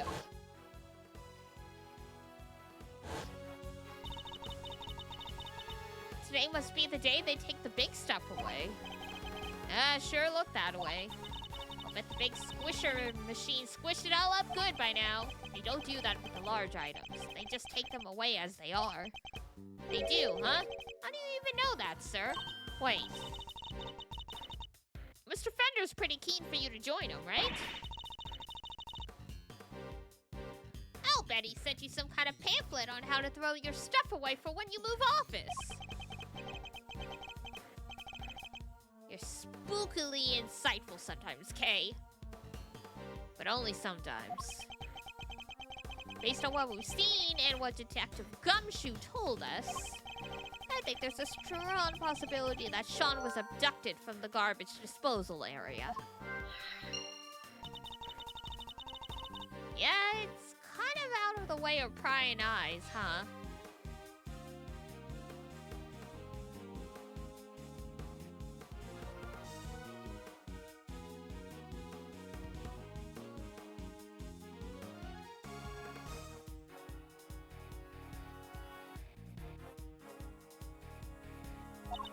But why would Sean even come here in the first place? I imagine he must have had something to dispose of.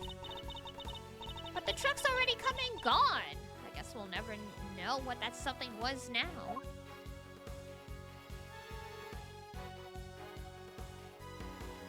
He was probably throwing away his frickin' milk carton.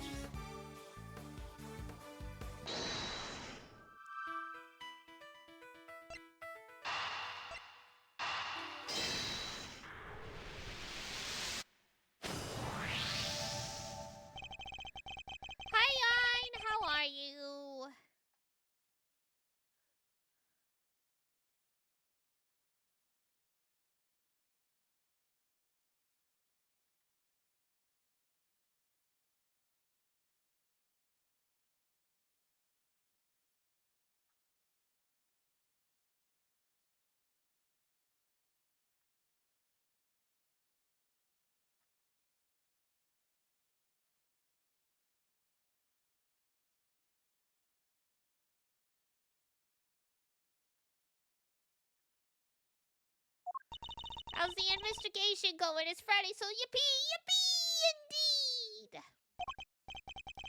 Right, well, it seems that Sean was likely abducted from the garbage disposal area. And if the garbage was collected at 11 a.m. Oh! I get it now! Now we know what kind of truck it was. Indeed. Must have been the garbage truck.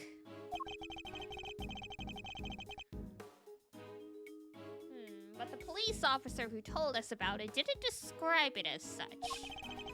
He only mentioned the fact that it was blue. Some cop he was. How did he even notice it? How did he not even notice it was one of those cool trash squishing machines? It's because they didn't use one of those. Because it wasn't. Today isn't a regular garbage day. It's the day they collect larger items. which they wouldn't use a specialized garbage truck, just a regular truck like any other. But it was a garbage truck nonetheless. And where do garbage trucks go? To the dump, right? Wait a second! So you're saying the kidnapper disguised themselves as a trash collector? But then the truck would probably have been fake too, right? So maybe it didn't go to the dump. No, I'm reasonably sure the garbage truck was real. Yeah? How do you figure that? Another look at the garbage disposal area should tell us.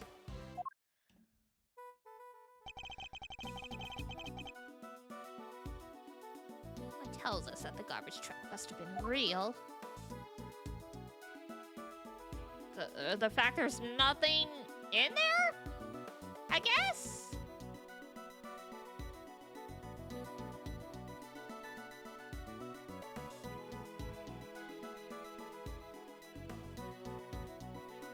Take that! The sign, maybe? We already checked the sign, so that wasn't it, I think. We'll see. Otherwise, there'd be two trucks. But yeah. It's either that or the fact that it's empty. So we'll find out. The garbage disposal area is kept locked. Oh, yeah! So only a real garbage collector in a real truck could have opened it. Oh, fair enough. So, kinda had the right idea. It had to, in both our thought patterns, it had to be a real collector. Because they took the stuff away. But the game's like, oh, it only could have been them because, you know, it's locked. Precisely. The garbage truck couldn't have been a fake.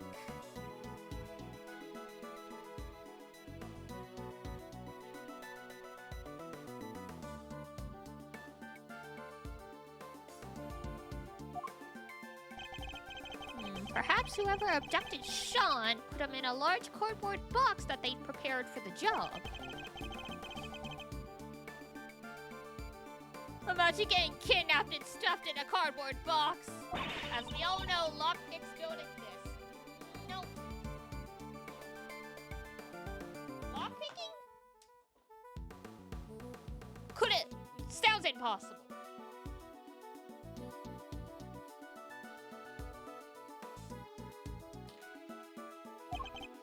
Exactly, allowing the kidnapper to await the truck's arrival at the garbage processing facility. They could then claim to have thrown the box away by mistake and collected without incident. Alright, so where do they take the garbage after it leaves here? Let's see. Looks like we have two possibilities.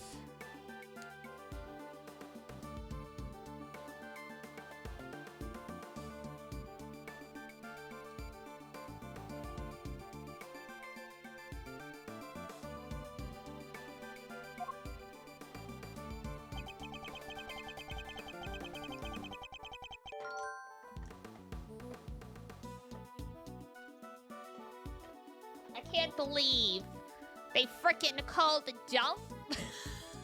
Okay, look at the name of these frickin'.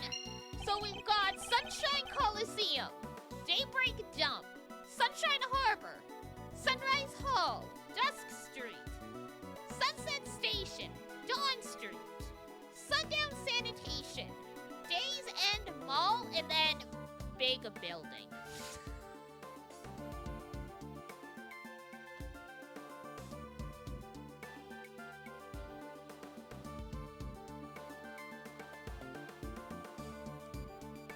One of these things is not like the others.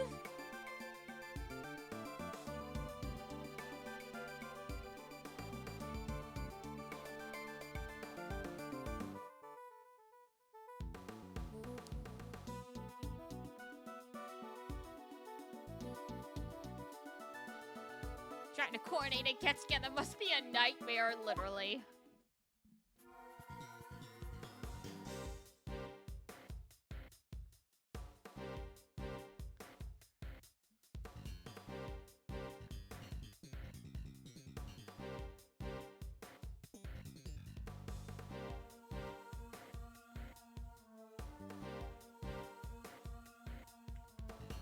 Alright, I think that's all we can get out of that. Hey, bro!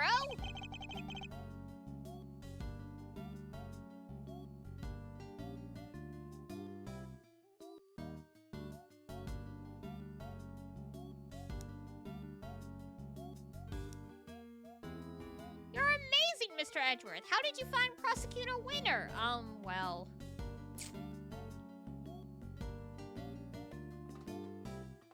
You're, like, not gonna believe this.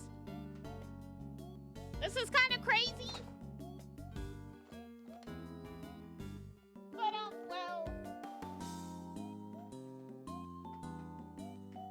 we were trying to find this kidnapped kid. And then it turns out,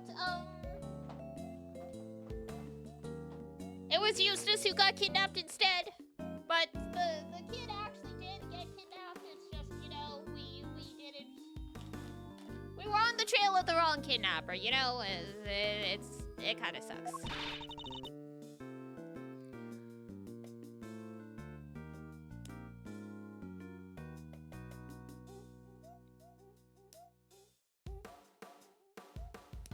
With some serious investigative magic, that's how. Makes sense, makes sense.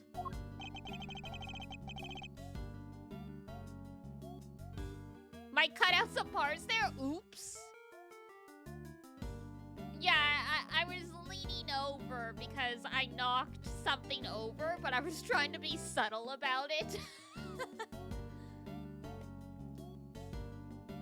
It was pure luck, actually, but, never mind.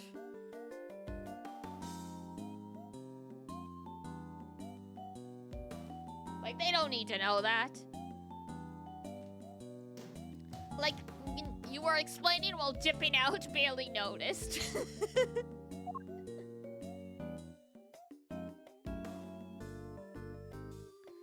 Alright, the search for Eustace.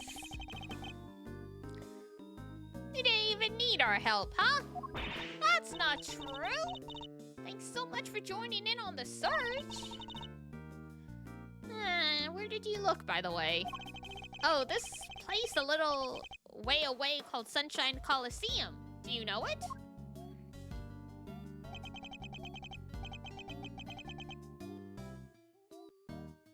Why there, though? It's over by the harbor. A whole bunch of people there for a big event, so we thought it might be worth taking a look. You mean like a festival? Oh, was the bane like from fireworks or something?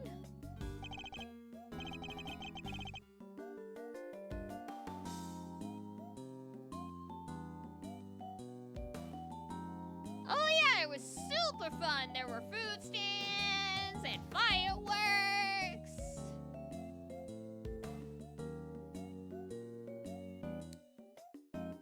Fireworks in the middle of the day?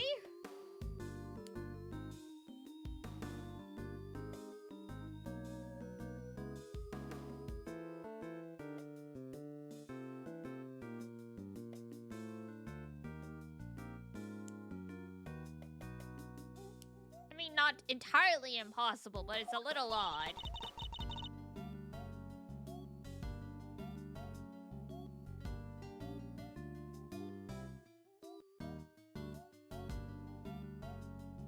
Simeon doesn't like the crowds much, but... Hey, you don't have to tell them that! Alright, it's decided. When this case is finally over, we're all going to the festival together. Oh, what fun it is to, go to festivities. The circus show.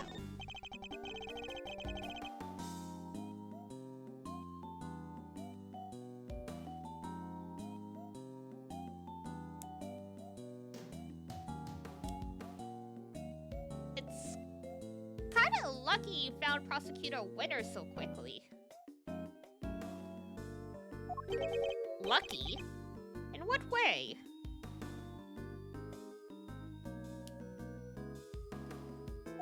We have to go practice soon. what's up?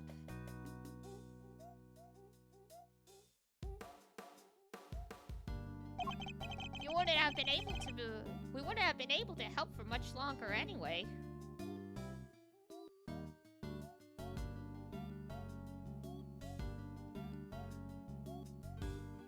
Mind if I harvest some info from the moonbeams tomorrow morning for a college project? Sure!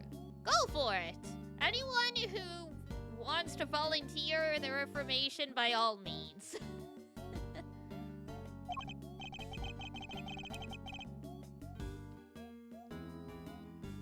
I too would ask, like, fandoms I'm in for help when I was doing those kinds of projects.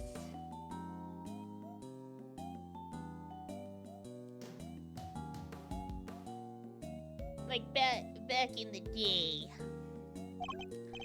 Oh, no, it's nothing to worry about, really. We were glad to help.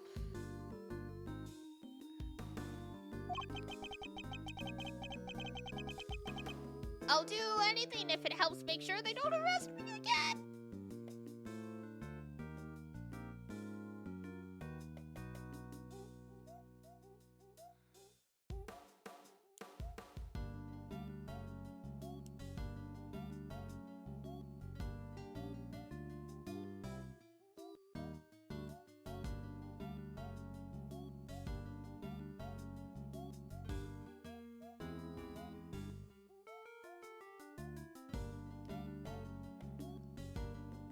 One qualitative and 2 quantitative questions. Oh! What is your favorite fruit and how many do you eat at once? Oh! Gosh. Good questions.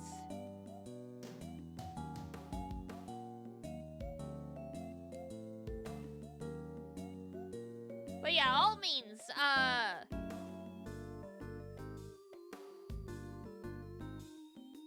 prime us for information. Alright, class.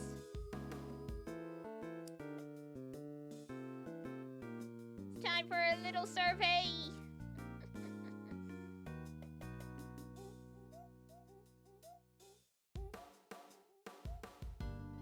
Gonna make an Excel sheet out of it? Gotcha. I wonder how it'll be. I feel like strawberries will be very high on the list.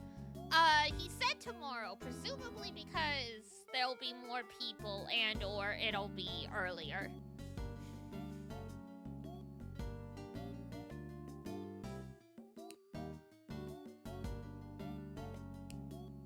But I guess, like, if you're not gonna be here, Ein, and you want to participate, you can just say it now. Yeah.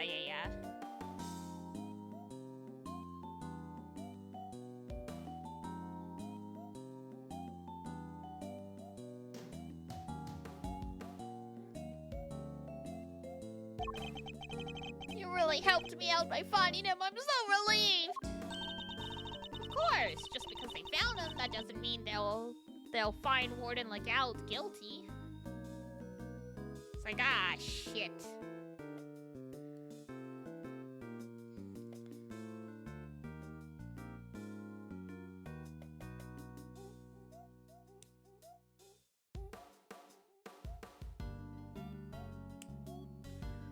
Oranges, 1 to 2 and 4. Very nice. Oranges are good.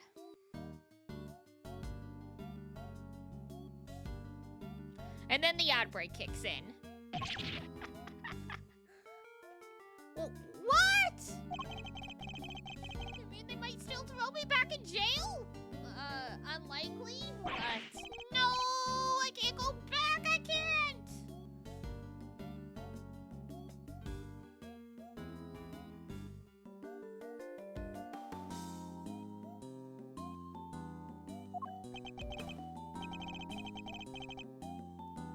Come now. Come on, Kay. Do you really have to torment the poor boy? Yes.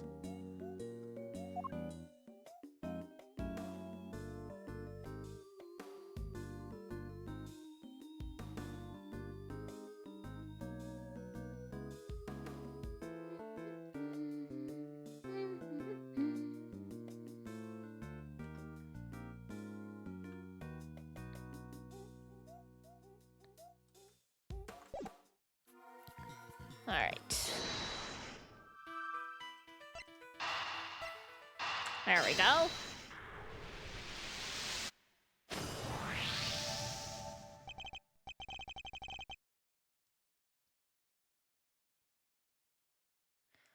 Mr. Saint, you mentioned fireworks before.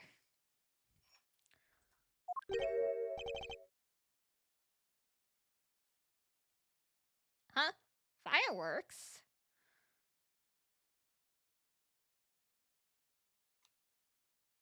I mean, I guess they were fireworks, but there wasn't any shoo before the boom.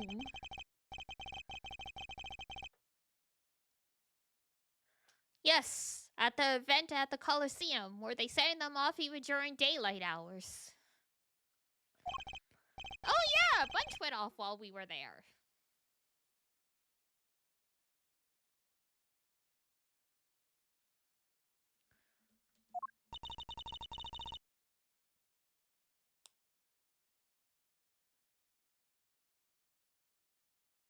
What are you thinking, Mr. Edgeworth?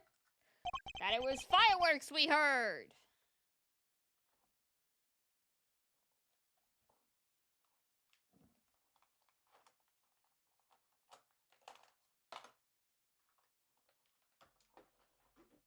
The loud bang we heard. What if that was a firework?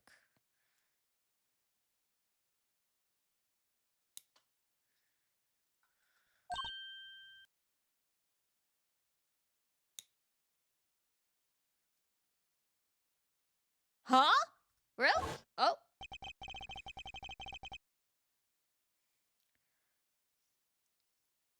Don't think for a second you'll get away with this. Oh, don't worry. I'm counting on you to at least try to track me down. That'll be half the fun.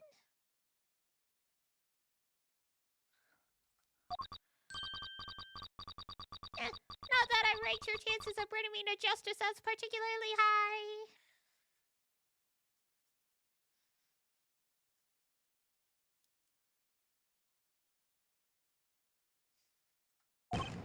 Boom. Yeah, that didn't really sound like fireworks, but you know, whatever.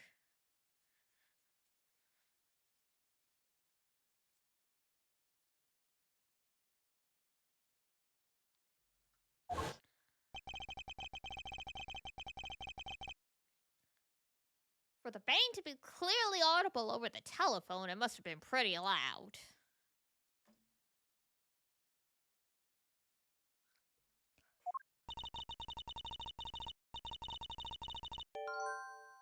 Which means fireworks, which means the Coliseum.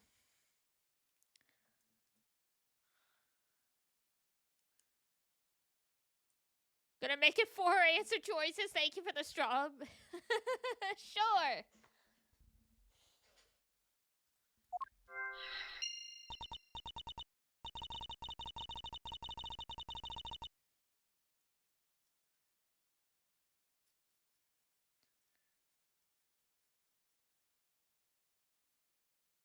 I feel like oranges, strawberries, bananas, and apples are like the most common favorite fruits. At least over here in the West, anyway. Like, it would. I definitely differ based on geographical region, I bet. Because some people have more local fruit that they probably would like.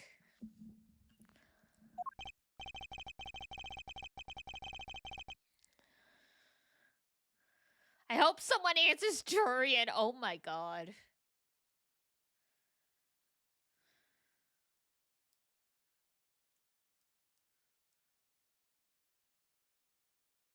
That would be hilarious. But if the police were to lend a hand... do do do do do do do do do do do.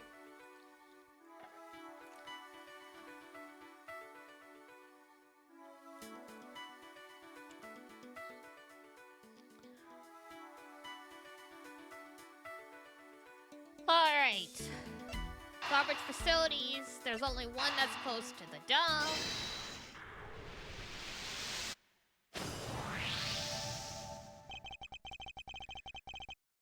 based on the loud bang we heard on the phone call, we know that the kidnapper was somewhere in the vicinity of Sunshine Coliseum.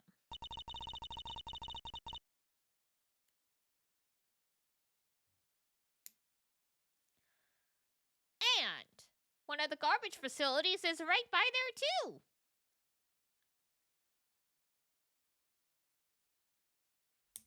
How convenient. You would have to drive right by it.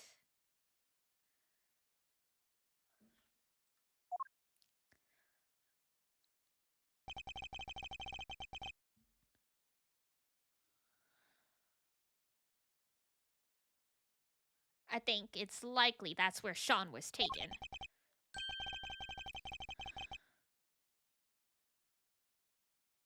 Which means the kidnapper must be holding him somewhere near there.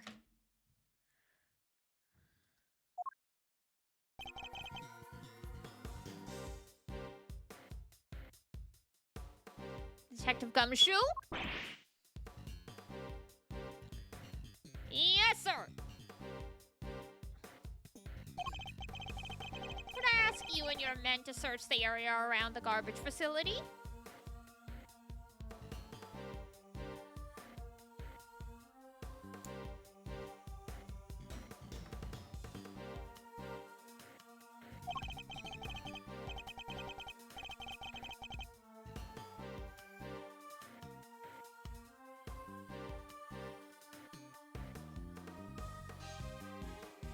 It's not like you to ask, sir. Honestly, if it feels a little flat. But you want to be bossed around?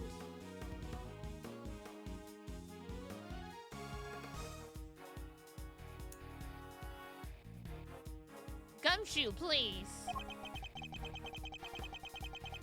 Why don't you give me a good old-fashioned order, huh? Like you used to. You are being so weird, detective. You don't mind? I could see Gumshoe being into it. Oh, I mean, yes, absolutely. But it's like, really? Now?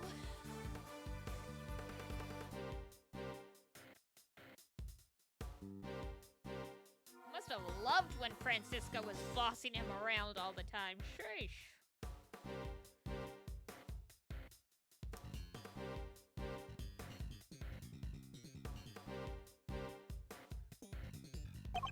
I thought I told you already. A detective investigates for himself, not just for prosecutors. Then why do you need to be ordered?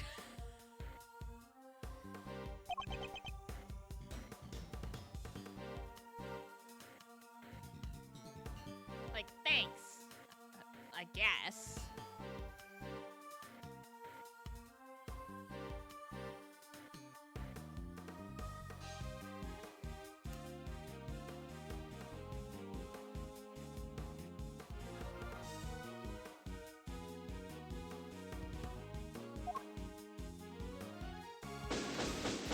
Investigation complete! Meow, meow, meow, meow, meow.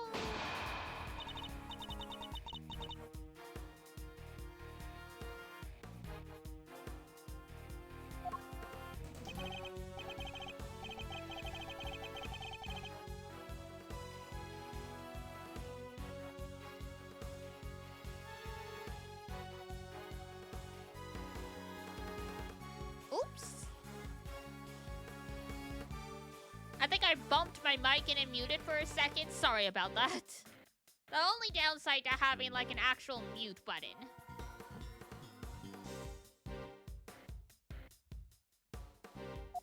I just suddenly noticed the light was red. I'm counting on you, Detective Gumshoe. I won't let you down, sir. It won't be an official search, but I'll put my best guys on it. You can count on that. It's good to have friends, huh? Was it too long at least? Yeah.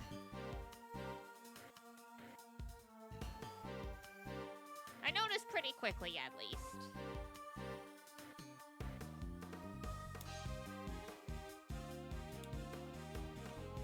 Sometimes it can be hit or miss because just the way the mic's set up and where the light is, out of my field of vision most of the time. So I have to, like, I try to get into the habit to check periodically because I can bump it. I'm coming too, Gummy! I promised I'd snatch Sean from the jaws of danger, and that's just what I'm going to do. I'll head back to the courthouse.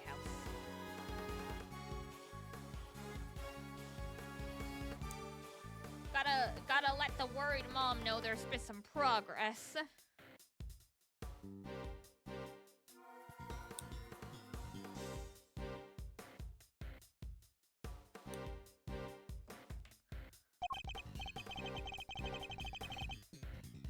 Yeehaw! Yippee-ki-yay!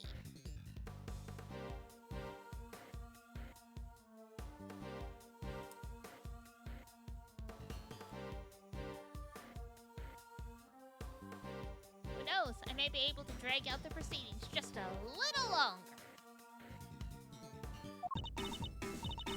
Alright! With me, everybody! Even in the depths of night! It's already striking 2. There isn't a moment to lose!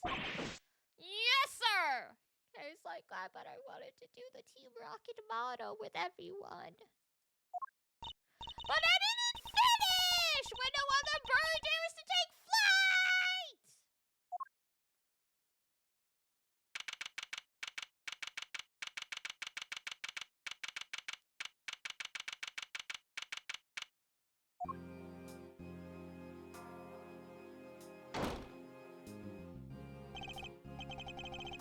Well, if it isn't our old friend, Miss Ex-Prosecutor Edgeworth. Hello, dear boy.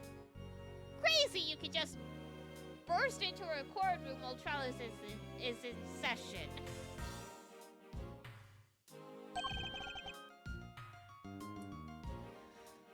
Celsius winner.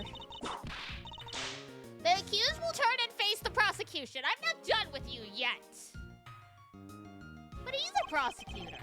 I already told you, Francisca, it doesn't make sense. Why would I help her?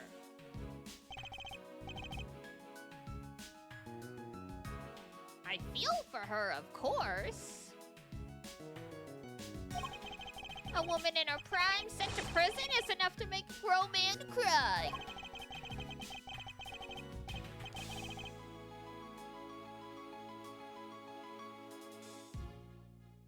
But to suppress evidence to keep her out of jail? No, that's preposterous. Objection! But we have a statement from your own son. He says he entrusted the evidence to your care. I'm afraid I don't know what he's talking about, honestly. Well, of course he would say that. Or why'd he say such a thing? I don't know what's gotten into him lately. Objection! This is very,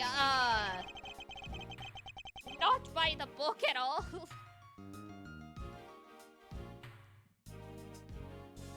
What if I could prove that you and Warden Lookout are much more closely associated than you claim? I'm sorry? Proof?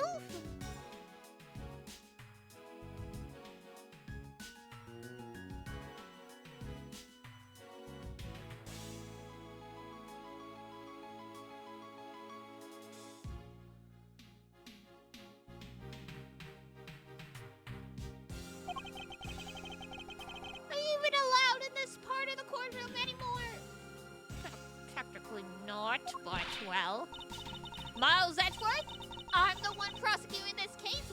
What are you thinking barging in like this? Sorry, Francisca, but it's important. May I speak on behalf of the prosecution just briefly? What are you doing? Judge Gavelle!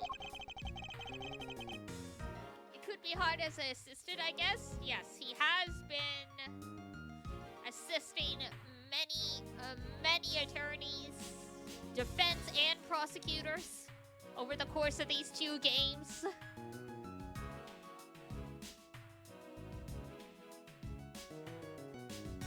I come before the court with important new evidence.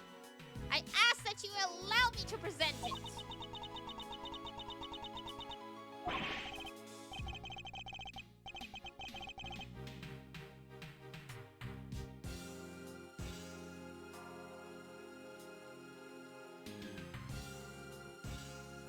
Oh, ho, ho, ho. Have you lost your mind, dear boy? There's no way this can be allowed. Objection! Well, the defense hopes you'll let him, G. Just saying. Ah, good old Fender. What's the thinking over on the prosecution side there, Friendango? Friendango!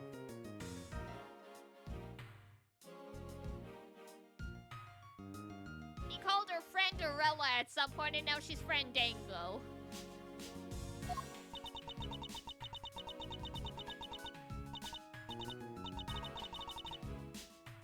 Fine, the prosecution has no objections. He gives everybody nicknames, but he's given her so many.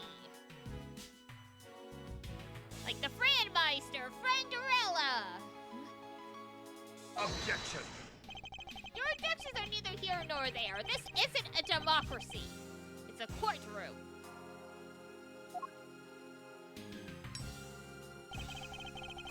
And this is flagrant contempt. Isn't that right, Verity?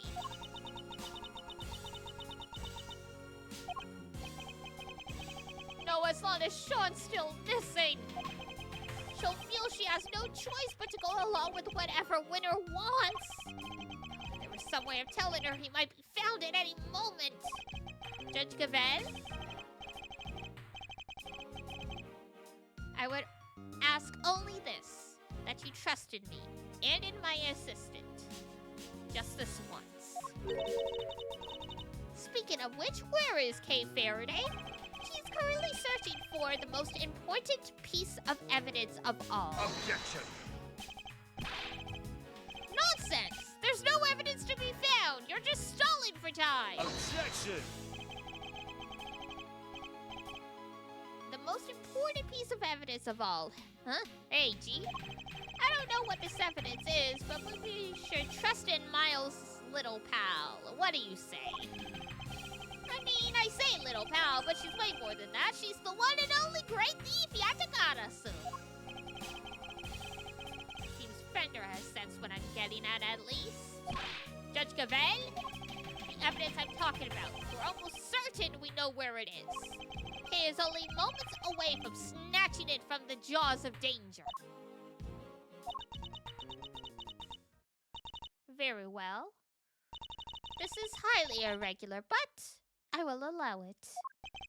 You have my thanks. Have you all gone completely mad? I mean, you're a frickin' mass murderer. You say you have important new evidence. Evidence of what, exactly? Just what I said. That Warden Legald and Chairman Winner are far better acquainted than he claims. Allow me to present it to you.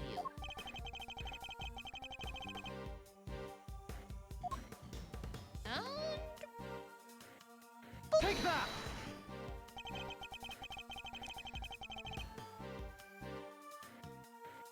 Not sure what the law is in Japan, but definitely feels like a 4v1. Oh, it definitely is. I'm sure this would not be allowed in any court of law.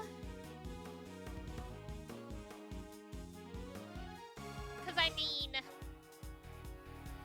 I know there are cases where there are multiple lawyers. Like, there's a legal team, but usually there are multiple defendants in that case.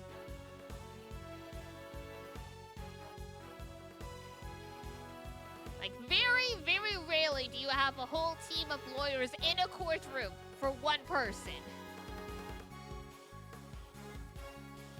And as far as I know, it's always just, like, defense attorneys that can come in multiples. The prosecution is, I think, always just one, and then maybe the assistant.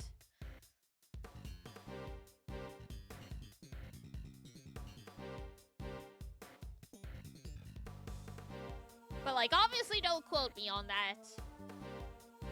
my only experience with court has been sitting in on, like, civil trials for school.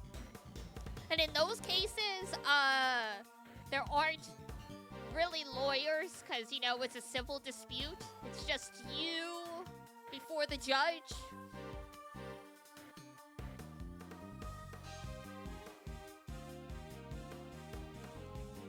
And then, like, whatever I read in, like, newspapers.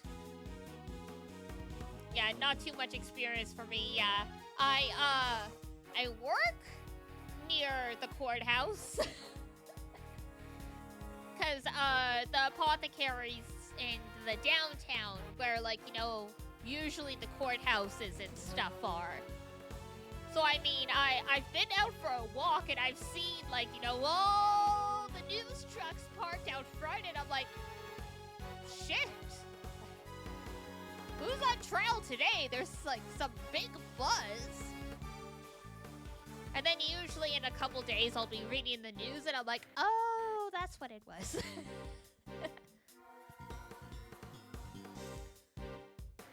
Or that guy that represented himself and was just trying to rage bait the judge. Oof. Yeah.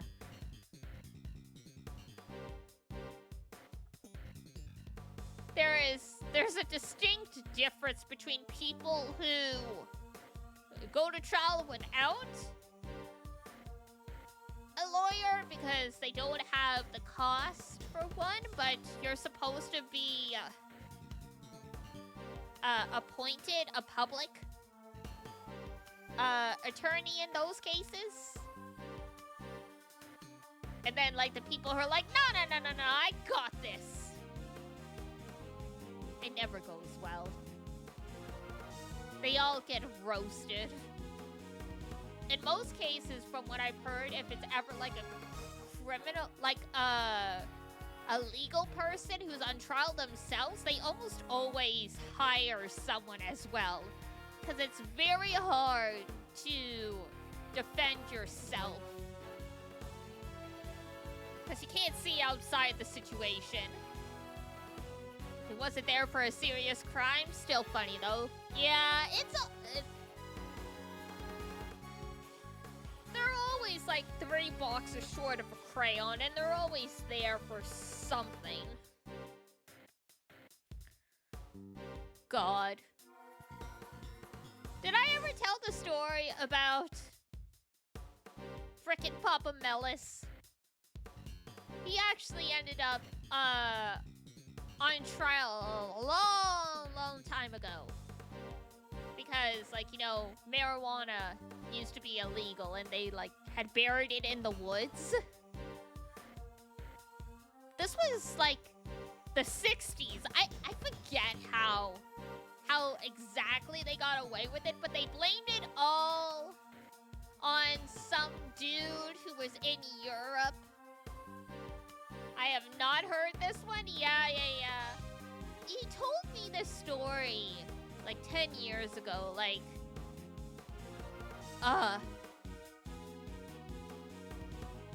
like, it's one of those things where you could have only gotten away with this because of the time period.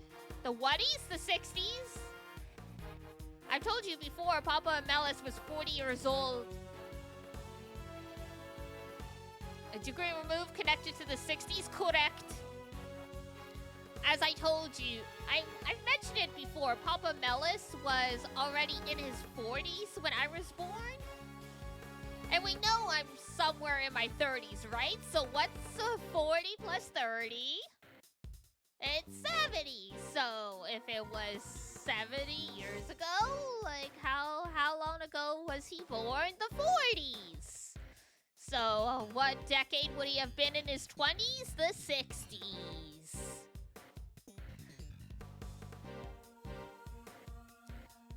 I am not kidding when I say Papa Mellis was a hippie. Like, not just like, oh, free-spirited love. No, actual hippie.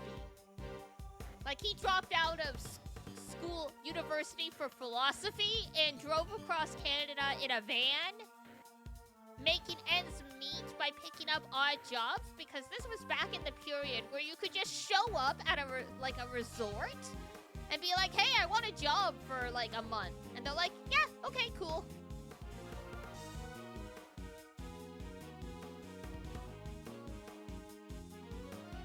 Yeah. Like way back when. Like, it sounds so crazy to us now because of how much crime and stuff there is, but just straight up, like, so many of my relatives who are dad's age and older, because I met my great uncle recently, and same thing. It's like, yeah, you going to hitchhike anywhere, and like you, especially if you were in like a military uniform, you were guaranteed to get picked up. Now that's not the case. So yeah, Papa Mellis just was on the lam for a while. Not like truly on the lam, but yeah, he had no fixed address. Just drove out to British Columbia, worked at the resorts for the summer, lived in hostels, that stuff. But yeah, this was like a story about him and his friends. And yeah, they had marijuana that they had buried to hide. The cops had found it at some point. They staked out waiting for someone to come get it. Arrest Papa Mellis and his friends. Papa Mellis ends up cooking up some cockamamie story about like, oh, like, you know, yeah, we went to dig it up, but it's not actually ours. This guy named Art that we know went to Europe and he asked us to dig it up and get rid of it. And like, it was one of those things where the story was so convoluted, but because the judge and like the prosecution wouldn't easily be able to verify it because this was the 60s, he's like, all right, we're gonna let you go, but you're not allowed to come to this town again. So they got off without jail time, but they were banned from that city. The man named too? Yeah. I'm pretty sure they said his name was Art, but yeah. Good morning, Mexon! But yeah, that's the story of Papa Mellis. And the whole, talking about people representing themselves reminded me of that. Because Papa Mellis, he's crafty. Is he still banned? I think so. I don't think he's ever been to that particular city. Like, I don't know. Like, it's a town out of the way in northern Canada, so it's like, do you really need to go there at any point? Like, it was just where he was living at the time with his friends. It wasn't even where his family was from, so. Fair to let sleepy dogs fly? Yup. God, but yeah, Papa Mellis is crafty. I take after him in some ways, for sure. Like, he has fought down so many so many tickets from the police, man. Like, he got a ticket, and so he challenges it in court, because at least here in Ontario/Canada, that's your right. Like, you can't challenge the ticket. And they're like, okay, on what grounds do you want to challenge this? And Papa Mellis is like, oh yeah, the police officer said it took place in this town? That's incorrect. That's incorrect. I looked it up per the GPS. We were actually in this municipality. So I argue the ticket is not valid because it was the incorrect location. Just like stuff like that. And the judge was like, okay, fine. Well, we'll amend this. And like, he's like, finally, he gets it excused. And I'm listening to him telling me all this stuff, and I'm like, my father's a goddamn criminal. You said there won't be any streams on Saturday. Oh, I thought you meant our Saturday, like EST Saturday. Because by the time I'm streaming on Saturday, Saturday's almost over in Europe. But yeah, he was basically exiled. I think all his friends were also banned with him. You are technically correct. The best kind of correct, yeah. Dad just bullshits his way through everything. And that's why we always butt heads, because he would be the type to try and dig himself a hole. Like, you know the old saying, if you dig yourself in this hole any deeper, you're gonna end up in China? Like, most people would be like, yeah, okay, whatever, give it up. I'm stubborn. Papa Melis is stubborn, so he just keeps digging the hole, and I just keep shouting down the hole at him, like, that doesn't make any sense!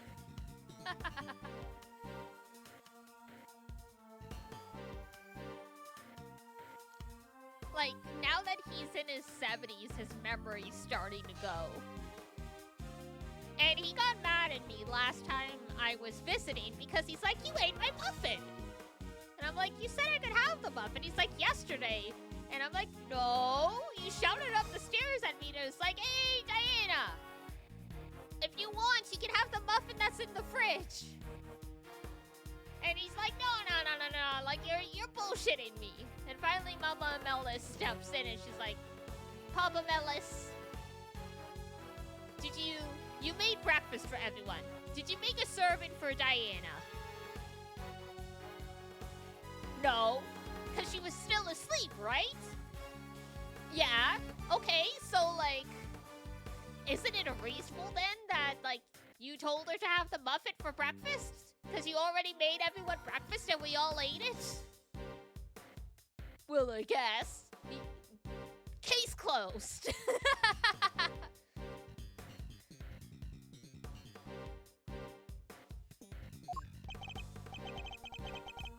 Ah, yes, the late Bronco night. Got him! Got him! Because, yeah, Mama and Papa Melis, they are super early birds. And especially now that they're both retired, like, their day starts at 4 a.m. I'm like, heck no. I'm not, like, a super night owl. But, you know, usually I go to bed anywhere between, like, 11 p.m. and 1 a.m. So I'm like, yeah, no, I'm not gonna be here for breakfast. Like, you guys do your own thing. Either, save something for me, or make me something once I'm awake. Or just leave, like, a little something for me to tide me over until, like, you know, it's brunch time or something. And thanks for the care package, Mexin. Also, I did see that you're about to take the train to the city. I hope you have a great trip. Wait, is that the interrogation where... Yeah, where Knight was killed. This document shows Warden Legal planning the interrogation in which Mr. Knight was murdered. This is indeed important evidence. Objection!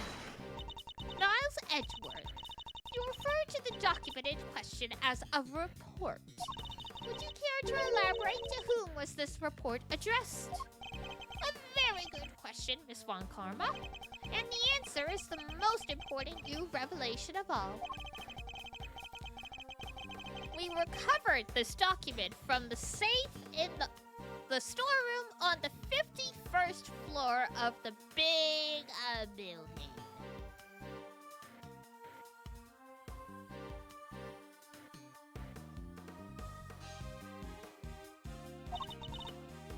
That's the storeroom where the underground auction lots were kept. Correct, it is. An auction, if you recall, that was presided over by one Excelsius winner. Awkward. And that is whom the report in question was addressed. Do you still mean to insist that you and Warden Legal barely know each other? I'll refrain from commenting on the matter for the moment, if you don't mind. I don't believe it's been conclusively proven that I was the auctioneer yet, has it? Have you forgotten the events of this morning already? I think I proved that fact more than adequately. I'll admit defeat in that particular arena, yes, but that was not the courtroom. Can you prove the same thing here, my boy? That I was the ringleader, did you call it?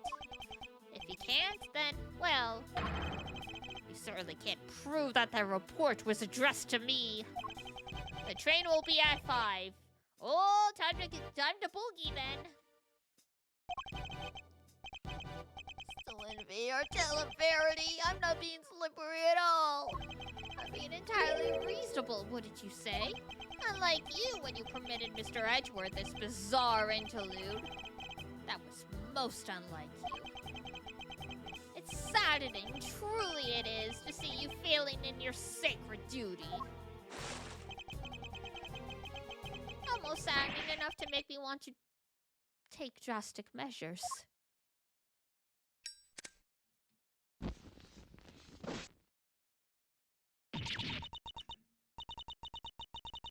You're right, of course.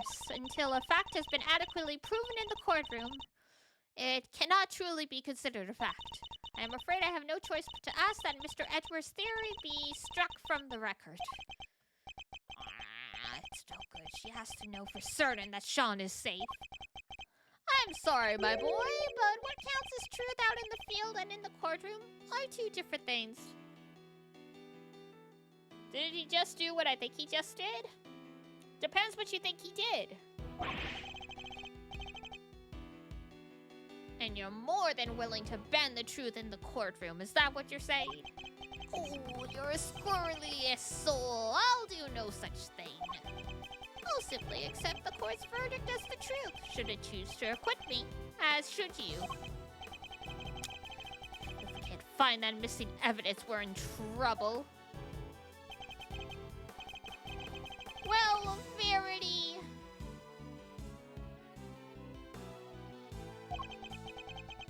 There's no way that evidence is turning up ever. Acquit not guilty, and we can all go home. Did he burn literal evidence? Oh, no, he didn't. That's just one of his animations. It has been for a while. He just randomly does that. Objection! But it does look pretty dramatic. Who said that?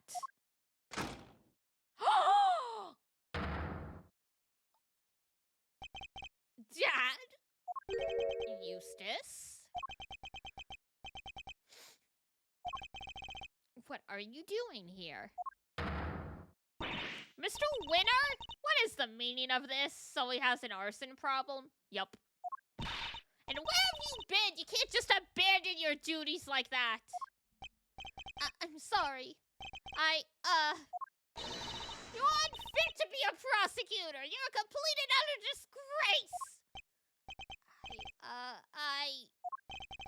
Why, Eustace? Why can't you not get it into your head? This is no place for an incompetent fool like you. Dad, suck it up. Suck it all back. I brought some vital evidence! So can I please, take my place on the prosecutor's bench? Pretty please, you almost had it together, Jade and Yuki. You almost made it. Well, Eustace. This is certainly a surprise. Objection! Oh, Eustace, my boy, what's gotten into you? There's something different about you. What's going on? Dad, Come on, my boy, spit it out. What is it? Do you want Daddy to play catch with you? That's it, isn't it? All right, why don't you run along home and I'll be with you soon. Get back on the stand right now! What's gotten into you, child, you're shaking like a leaf. Objection! That water in his goggles? Yeah. The whole gimmick is that he cries so much he fills up the goggles with water. And then periodically he takes off the goggles and like it all like goes sploosh. And then he puts them back on.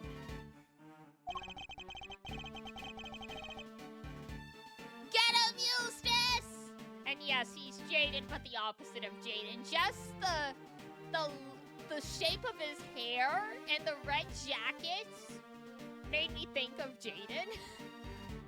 He's also 17, so you know it's the right age. This trial is far from over. Surely you can't call an end to the proceedings just yet. What was Eustace's Japanese name? I'm curious now. Student at Thamus Legal Academy. Ah yes, Tears of Thamus.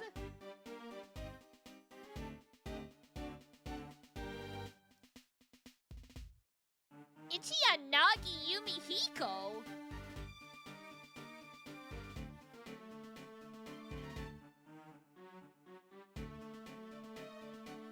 That is a crazy difference from Eustace Winner.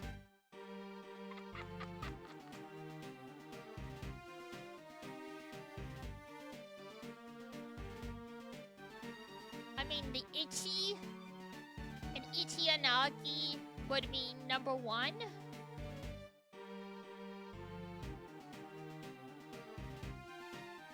I mean, like, most of the names, you can see sort of how they got there. Like, Edgeworth's Japanese name is Renji Mitsurugi.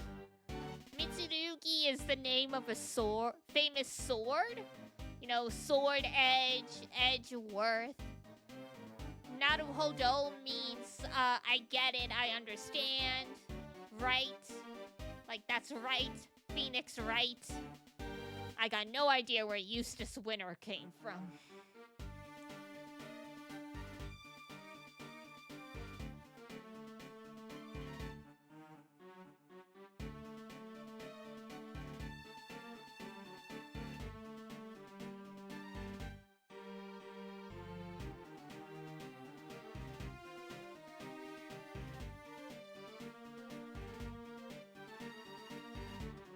Oh!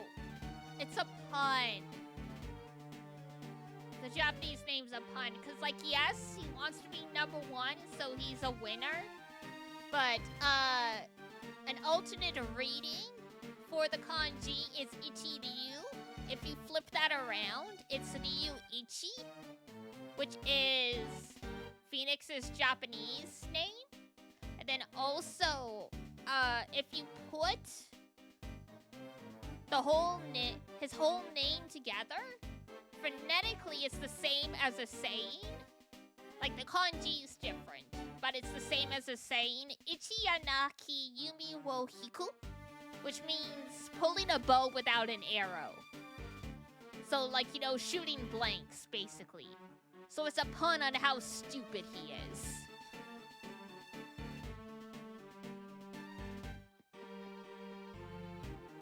So I'm not sure where they got Eustace in this particular case, but yeah. Now I understand. I guess Yumihiko was like, it's supposed to sound like a rich person names, and that's why they picked Eustace, because it sounds like a rich boy name. Now I get it. That's me. Yeah, welcome to the puns.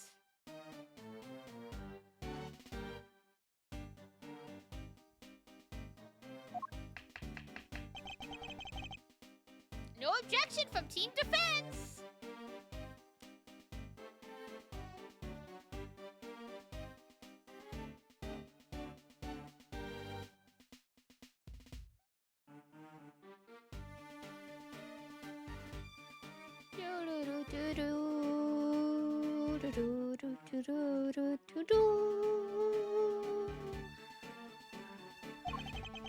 wish we could have had our original team captain say that herself, though.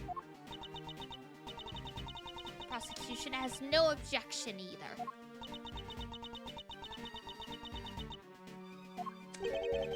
You think this farce is going to continue? There's no chance of that. Not at all. Isn't that right, Verity? Still thinks he was successful in his bid to kidnap Sean, but we know differently. Yeah, so for those who missed it, Winner tried to kidnap Sean, who is the judge's son, to use as like leverage. And Sean was kidnapped, but it was by someone different. The person that Excelsius's goons managed to kidnap was Eustace himself. So they kidnapped Eustace, tied him up, and threw him into a closet in his own house. And no one was the wiser. Because apparently they didn't give the frickin' kidnappers a picture of the person they were supposed to be kidnapping. So they just picked up the first miner they saw that said he knew Judge Gavel.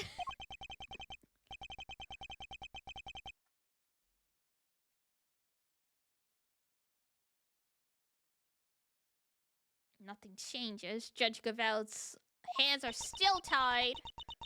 And now she's having a panic attack on the... Yeah, that helps.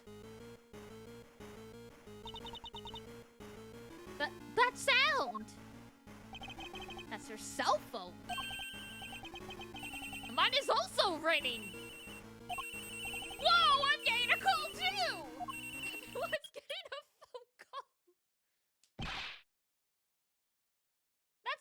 That's like when, like, you know, like an emergency alert or an Amber Alert goes off and everyone's phones get it at slightly different times, so there's just a cacophony. Mr. Edgeworth!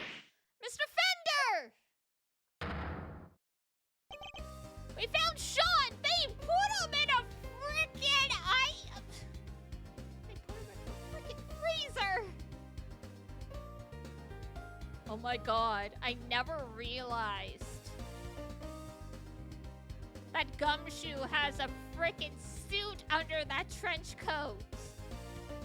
Oh my god, look at him! He looks so proper!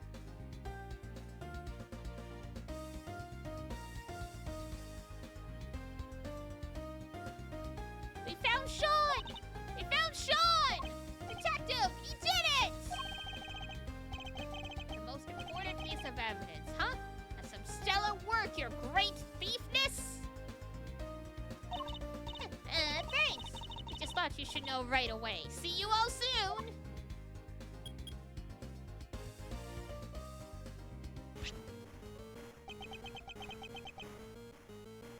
Judge Gavel, it's for you.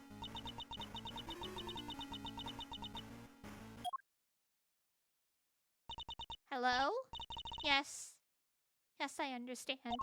I'm so glad you're safe. Be sure to thank everybody properly. You'll do that for me, won't you? Alright. Be careful. I'll see you back at home.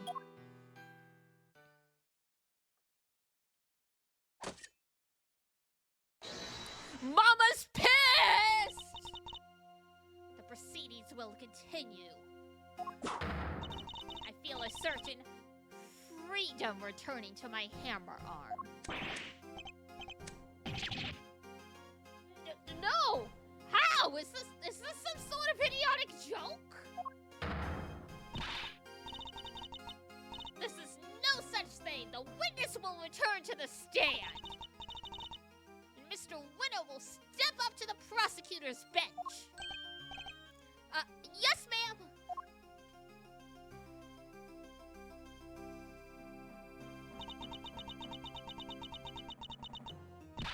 Eustace Winner. Yeah? I leave matters in your hands. Huh? Facing down your own father. This won't be easy. I'll be looking on with interest. Don't disappoint me.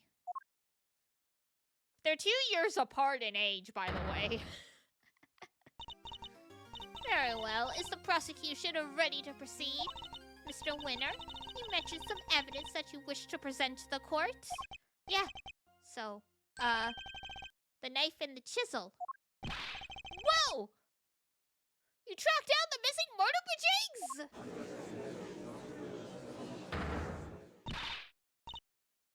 Well, Mr. Winner, did you, huh? What, is that for, Eustace and Francisco are 2 years apart in age? Yeah, she's 19, he's 17. About that, no, I couldn't find them. I searched everywhere. But I was too late. Too late? How so? I remembered something. I saw Dad in the garage this morning. He was carrying something wrapped in newspaper. Where are you going, Dad? Oh, Eustace, I was, just on my way to throw out some trash. And then I heard this tinkling sound. Tinkling, huh? Let me guess. The bell from Mr. Cadis's chisel! You mean to tell the court that you believe the witness disposed of the evidence? I tried my best, but I was too late. I'm sorry. You said you looked everywhere. Everywhere where? Literally everywhere. I even went to the dump. Oh my god.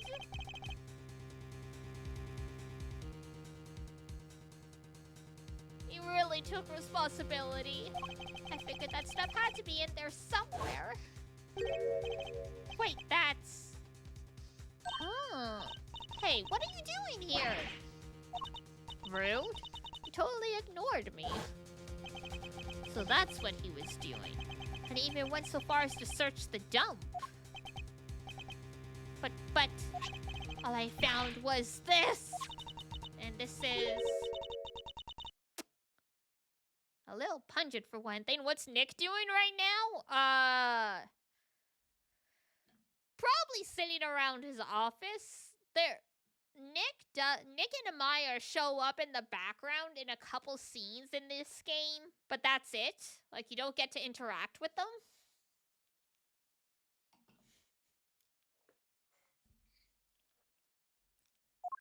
So, you know, he's living his own life right now.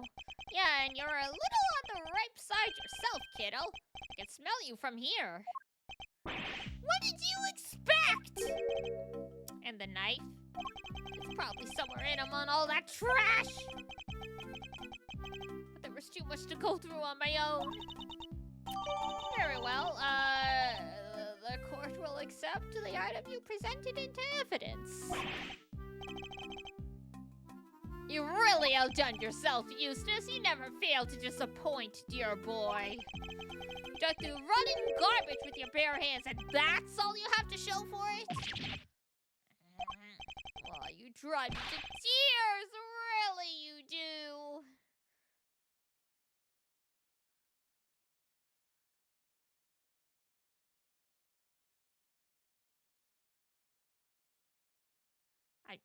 I'm sure there's more to it than that. Objection! It might be a little soon to turn on the waterworks just yet. Dad! Let's take a closer look. Fender is like, go fuck yourself, man. If you wish to waste your time, be my guest. Literally, like, they all assume he just brought a piece of paper and presented it as evidence? Come on. Even he's not that dumb. Hey, Eustace Miles, do this devastatingly handsome old defense attorney a favor, will you? You're not old! You're not even in your 40s yet, I'm pretty sure!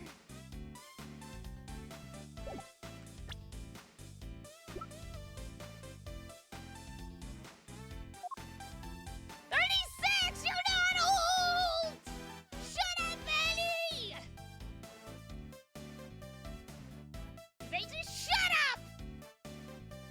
All of you go to jail!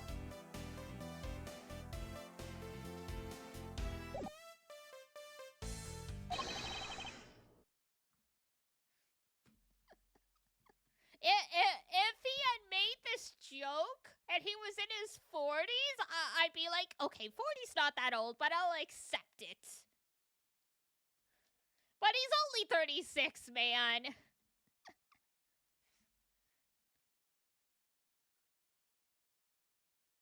He's like a normal age to be a lawyer. Imagine not being a prodigy law student, right? Honestly, it's kind of hilarious because, like, Francisca became a prosecutor at, like, what, 14, they said? Some nonsense? And so she's 19. Miles became a prosecutor at 20. Still, you know, crazy ahead of his time. You know, the average person studying law, you do your 4 years of, like, undergrad. And then you have, like, law school and, like, internship and all that stuff. So 36 is, like, a respectable age. Like, that's young as a lawyer for the most part. And he's senior partner at a firm. He's done very well for himself for 36. But yeah, he's ancient compared to everyone else. I imagine it takes a few years before you represent a high-profile case. Yeah, there's also that.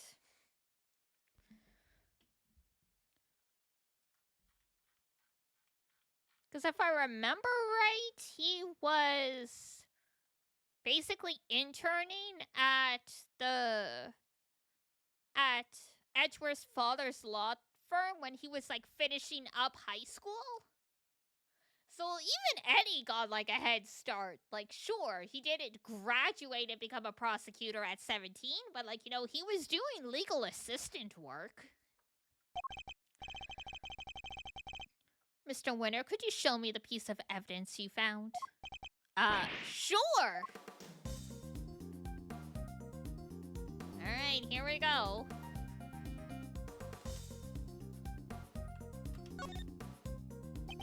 Let's open it up, shall we? I only hope there's something of value inside. Oh! Didn't find the murder weapon, but he found something that was attached to it. Could this be the bell that was on Mr. Canis' chisel? Perhaps there's some trace evidence that can prove that one way or another. It's no good. Look at it. It's spotless. Well, Mr. Winter, do tell. Was there anything interesting inside your little scrap of paper? Of course there wasn't. Why would there be? Why was it even accepted into evidence? It's literally a piece of trash. Sorry, gentlemen, but the truth hurts. Are Eustace's efforts for nothing? Of course not. This is Ace Attorney.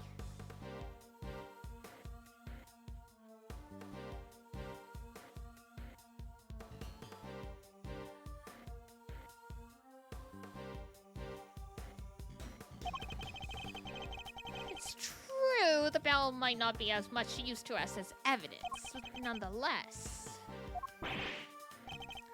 Come on, Edgeworth, we can't give up yet! As calm and collected as ever, I see, Miles. Unlike my poor idiot son, this is a key piece of evidence to lock him away forever. Absolutely. Are we to assume that the prosecution has nothing more to say on the matter? Very well. Objection! Not so fast, Gavel. We're not done yet. There's still one thing we haven't looked at properly. Really, my boy? You want us to believe there's more? Seems Eustace isn't quite ready to give up just yet. And for once, I think we're both thinking the same thing. Namely, that we might not necessarily be dealing with a useless piece of trash. Can't know for sure without looking more closely, but if I'm right, we're talking about the newspaper. Seems we really were thinking the same thing. It's beautiful, really it is. Tear-jerkingly so. Some might call it heroic optimism. Some might call it clutching at straws. But whatever one calls it, to put all one's faith in a worthless piece of garbage, that takes belief. Well, let's take a closer look and see if it's as worthless as you say, shall we? Eustace, if you'd be so kind.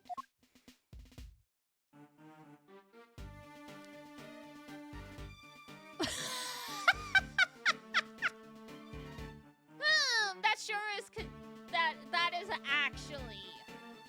Oh my god.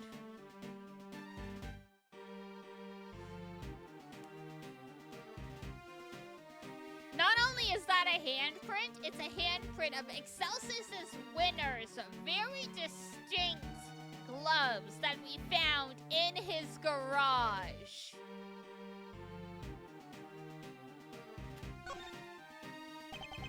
Are these finger marks? And it's covered in some sort of oil. Not gonna talk about the letters, huh?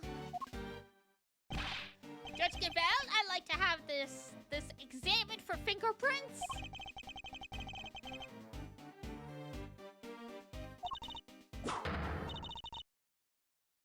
My god, this game. It's been confirmed that these are finger marks. Unfortunately, it looks like they were made by somebody wearing gloves. Literally. I can't believe they're like, oh, well, shit. Let's check for fingerprints. Hello?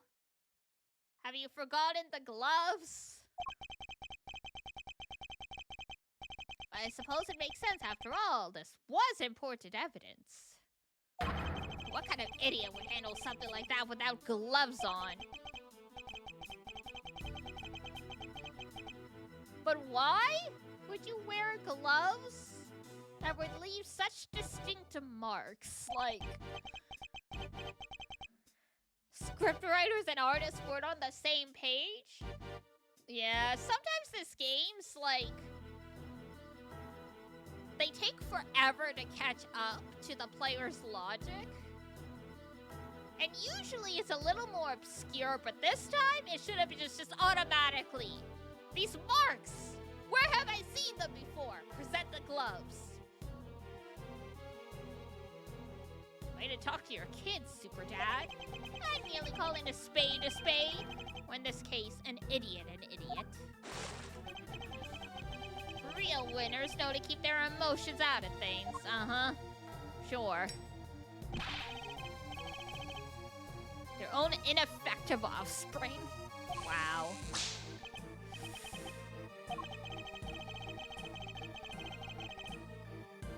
Quick, is there anyone with a thumbprint that's a literal D? Pretty much. But thanks to my little pep talk this morning, you finally know exactly how those prizes were won. It was all thanks to me, thanks to the power I wield. You never stood on your own 2 feet. You've always been coddled, first by me, then by Verity. Oh, dry your garbage-smelling tears. Garbage-smelling? Not that it's a stench that doesn't suit you, Jesus! Objection! No, you're wrong! I am, my boy. Wrong about what? I'm not the one that smells, you are! What did you say? Yeah, you smell! And you don't even realize it! You couldn't hide it even if you wanted to! Oh, that's what he's talking about. Eustace is caught onto the gloves. I love that. Got him! You want me to smell it? Is that oil? Yup. And I know where it came from. Wait, I know it from somewhere too. The oil? Not the glove marks. smells of engine oil in here. I guess Winter Senior must be something of a motorhead. That odor tells us something. Something important.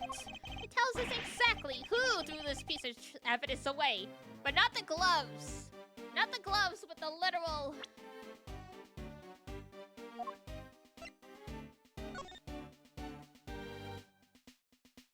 with the literal marks!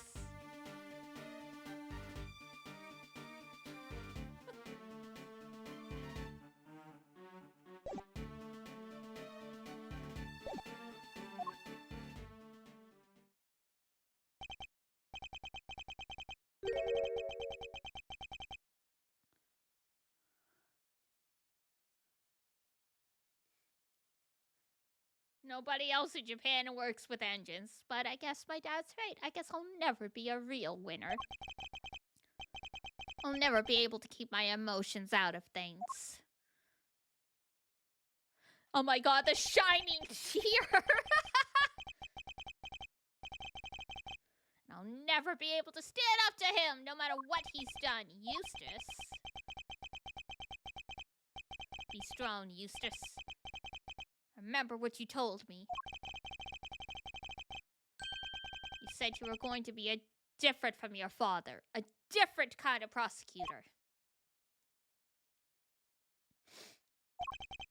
And you are a prosecutor. We both are. That's why we're standing here in this courtroom. Our prosecutor's highest responsibility is to the truth. To see that it comes to light, no matter what.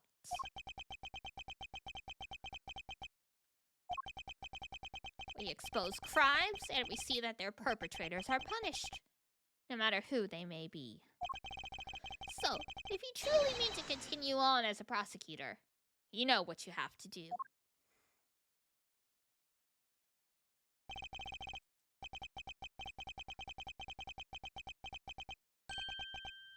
I made you a promise. I said that if you could summon the courage to find your feet again, I'd help you. This isn't something you should have to do alone. I'm here. I'm right beside you. Edgeworth is so surprisingly understanding. Nick has had a very, very big influence on him. Thanks, Edgeworth. Oh, now we're presenting as Eustace!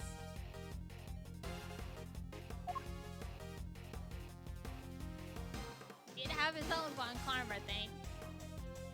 Nope, this is after. This is, after chronologically, it's after the first 3 games. Take that! The smell he pointed out to me, Eustace, it's the smell of engine oil, isn't it? Motorcycle oil, even. Yup! And we both smelled it before in the same place. Yes, in Chairman Winner's garage. What's more, these finger marks feature some distinctive patterns, don't they? Literally. The outlines of the letters D, E, A, T, and H. Same letters that appear on the fingers of these gloves. Objection! Gloves that can be bought at any store, really? Any store? I mean, yes, you could probably buy them. But any store? Objection! How indeed. That's not the only thing that connects your gloves. And compare it to the gloves we found. There's a feature that undeniably connects it. Take Half missing A.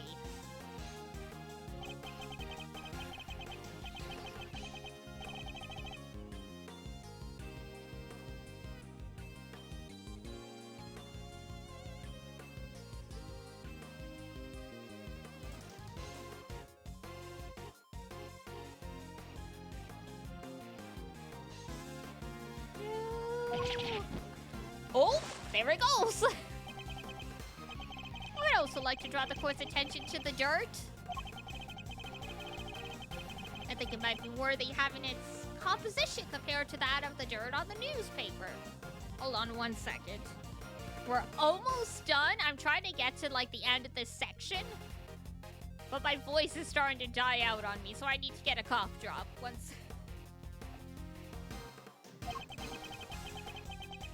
match will make for even stronger evidence. Officer, have the dirt of these two pieces compared right away. Who do you think you are? You're nothing but mere prosecutors. Sorry, Dad. I think it's time you admitted defeat. You suppressed vital evidence, and we just proved that in a court of law. And you did it to try and protect the defendant. Do you think you're gonna be able to make that stick? You think they'll send me to prison? Me? You think you'll be the one to finally take me down? The way he basically just admitted that he's committed crimes by the finally take me down. Objection! Just give it up, Dad. Admit what you did. Objection! You think you'll stand a chance without me around? You won't last 5 minutes. You know what? I think I might be okay.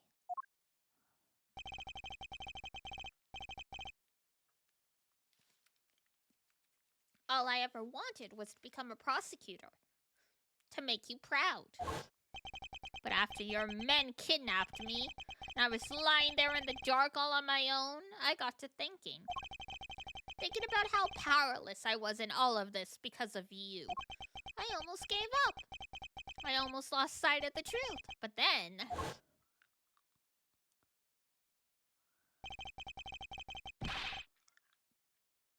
Edgeworth appeared out of nowhere and showed me a way forward. I do like his defense attorney not being involved at all. Technically, he got called as a witness. He's not the one on trial, but, like, effectively, he's on trial now. After all, I found that evidence on my own, didn't I?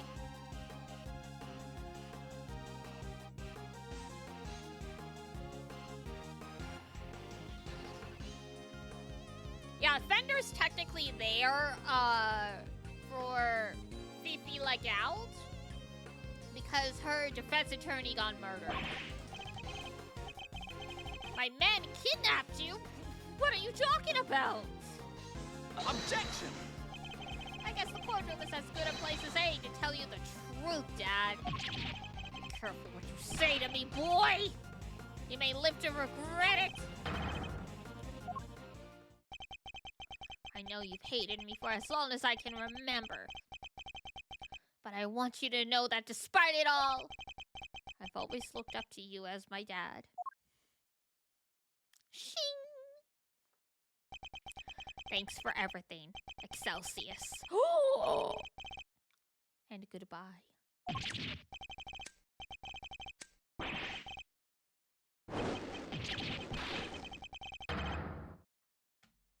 Welp. Bird, baby bird. Just go Inferno.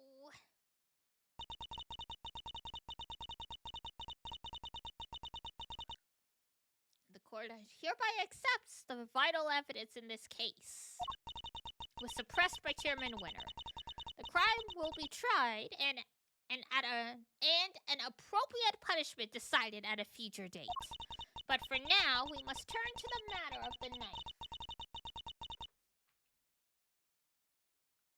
Hang on 1 second. Cats are doing weird cat things. I'm just gonna make sure they didn't find something they're not supposed to.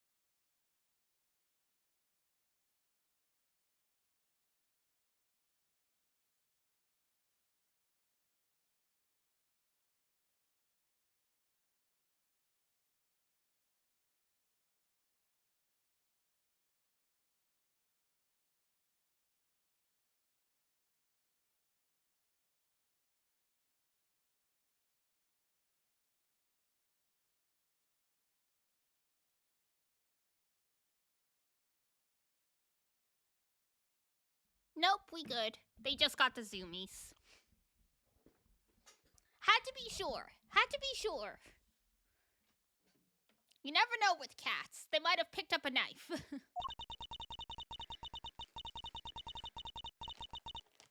However, I believe a full search of that garbage facility may well remedy that.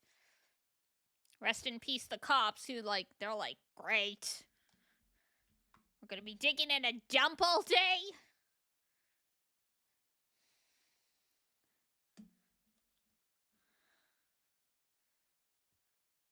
Hi, Butter!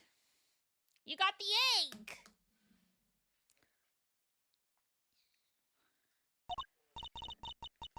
What? You're going to dig through all that trash for the knife? But then... Yup. Happy weekend! Happy weekend!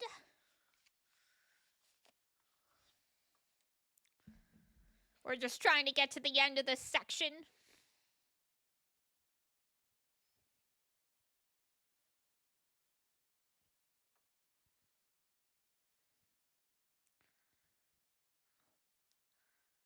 But then...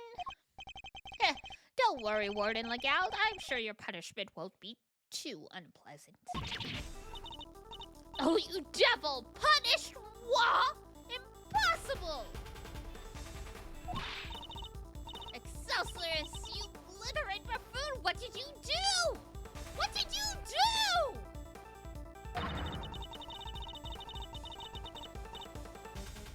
All your swaggering bluster about how they never declared me guilty, and now this? You were the one I went to after they arrested me because you made me believe I could trust you. Not only did you kidnap a child to try and help me, it didn't even work. Idiot! You feckless, useless idiot of a man! Get him!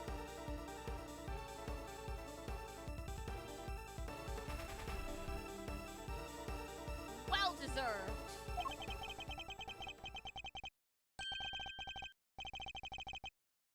An unsightly outburst, to say the least. But an informative one, too, wouldn't you say? Yeah. She really let some juicy info slip there, right? She did, right? Yes. We really need to work on your confidence. Give it time.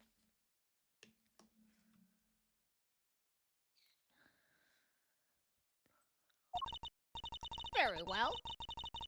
Then it seems we may be able to bring these proceedings to an end at last. Not so fast! Long? Who's that? This mofo. Sorry, Javel. Your happy ending will have to wait. Lonzy says the end of the trial is not necessarily the end of the matter. Who are you? The frickin' X-Glasses? Just a lowly lone wolf investigator by the name of Shi Long Long. You have some sort of objection to these proceedings, I take it? Huh, not really. Your suspect over there is guilty for sure. Guiltier than you know. Loan, like the loan from 12 years ago? Yep. Good to see that you're finally about to pay for your crimes. Even if it did take a while for you to get what was coming to you. Jinlong, explain yourself. Are you familiar with the SS Bot incident? No! There were too many lettered and numbered cases!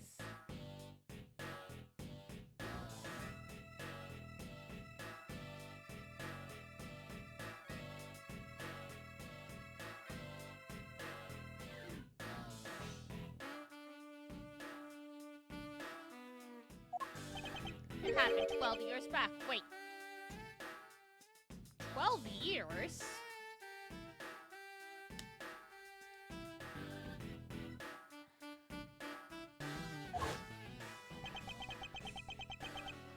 Look, a lot happened, okay? This was all 12 years ago or more.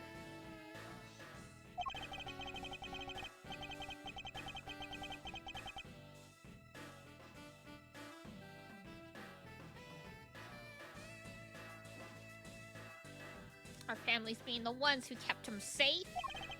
He just changed one day. It was like he became a different person. Now he doesn't trust the police one bit.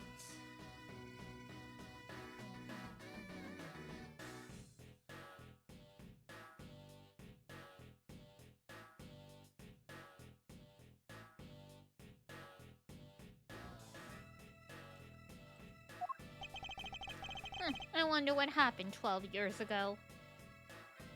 Well, sounds like we're about to find out, huh?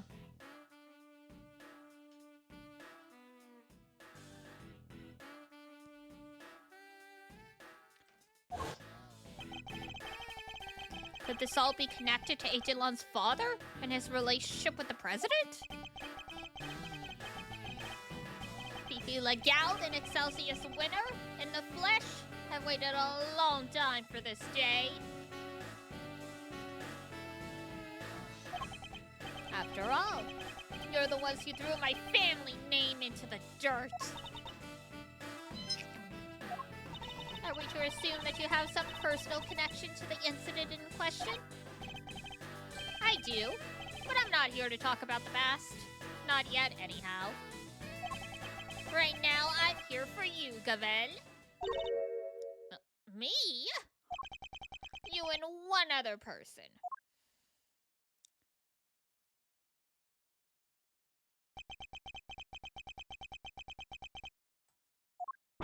Sean!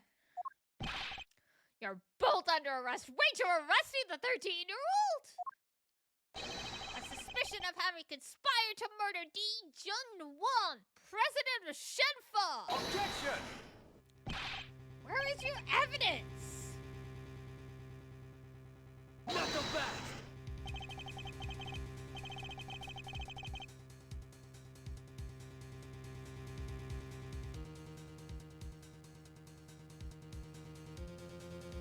All in good time, Mr. Prosecutor.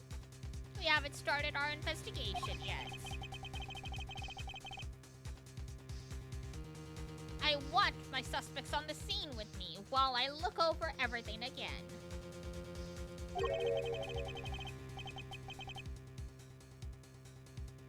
What have you uncovered, Agent Lone? I need to know.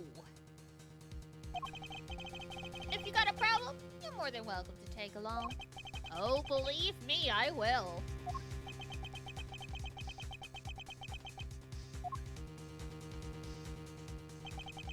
The end of the trial is not necessarily the end of the matter.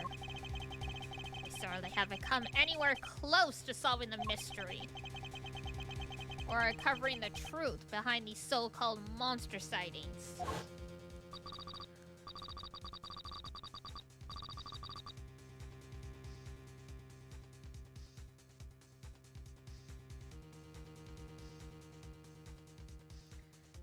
That'll be half the fun, and not that I raise your chances of bringing to justice, blah blah blah blah blah.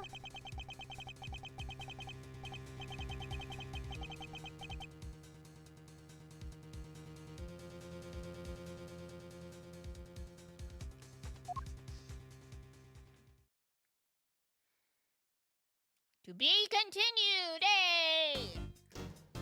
And we'll pick this up tomorrow.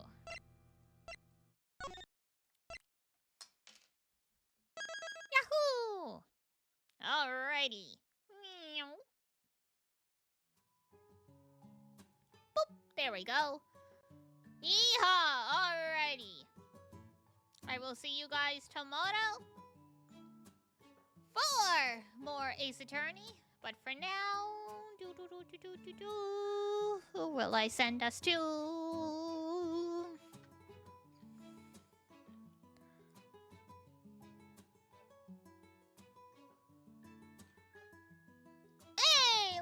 see Hexa. They're playing Little Gator Game. I'm not sure what that is, but it sounds cute. Alrighty. Here is Raid. Here's Discord. And also we have merch if you haven't heard. Crazy. Alright. I will see you guys tomorrow. But for now, that's gonna be it for me. If it's daytime where you are, have a wonderful rest of your day. Thanks for streaming, and thanks for coming by. And if it's nighttime where you are, have a great rest when you head on off to bed. Until next time, take care of yourself. Wash your face, brush your teeth, eat a good food. And I'll see you next time. Bye-bye! Bye-bye-bye-bye!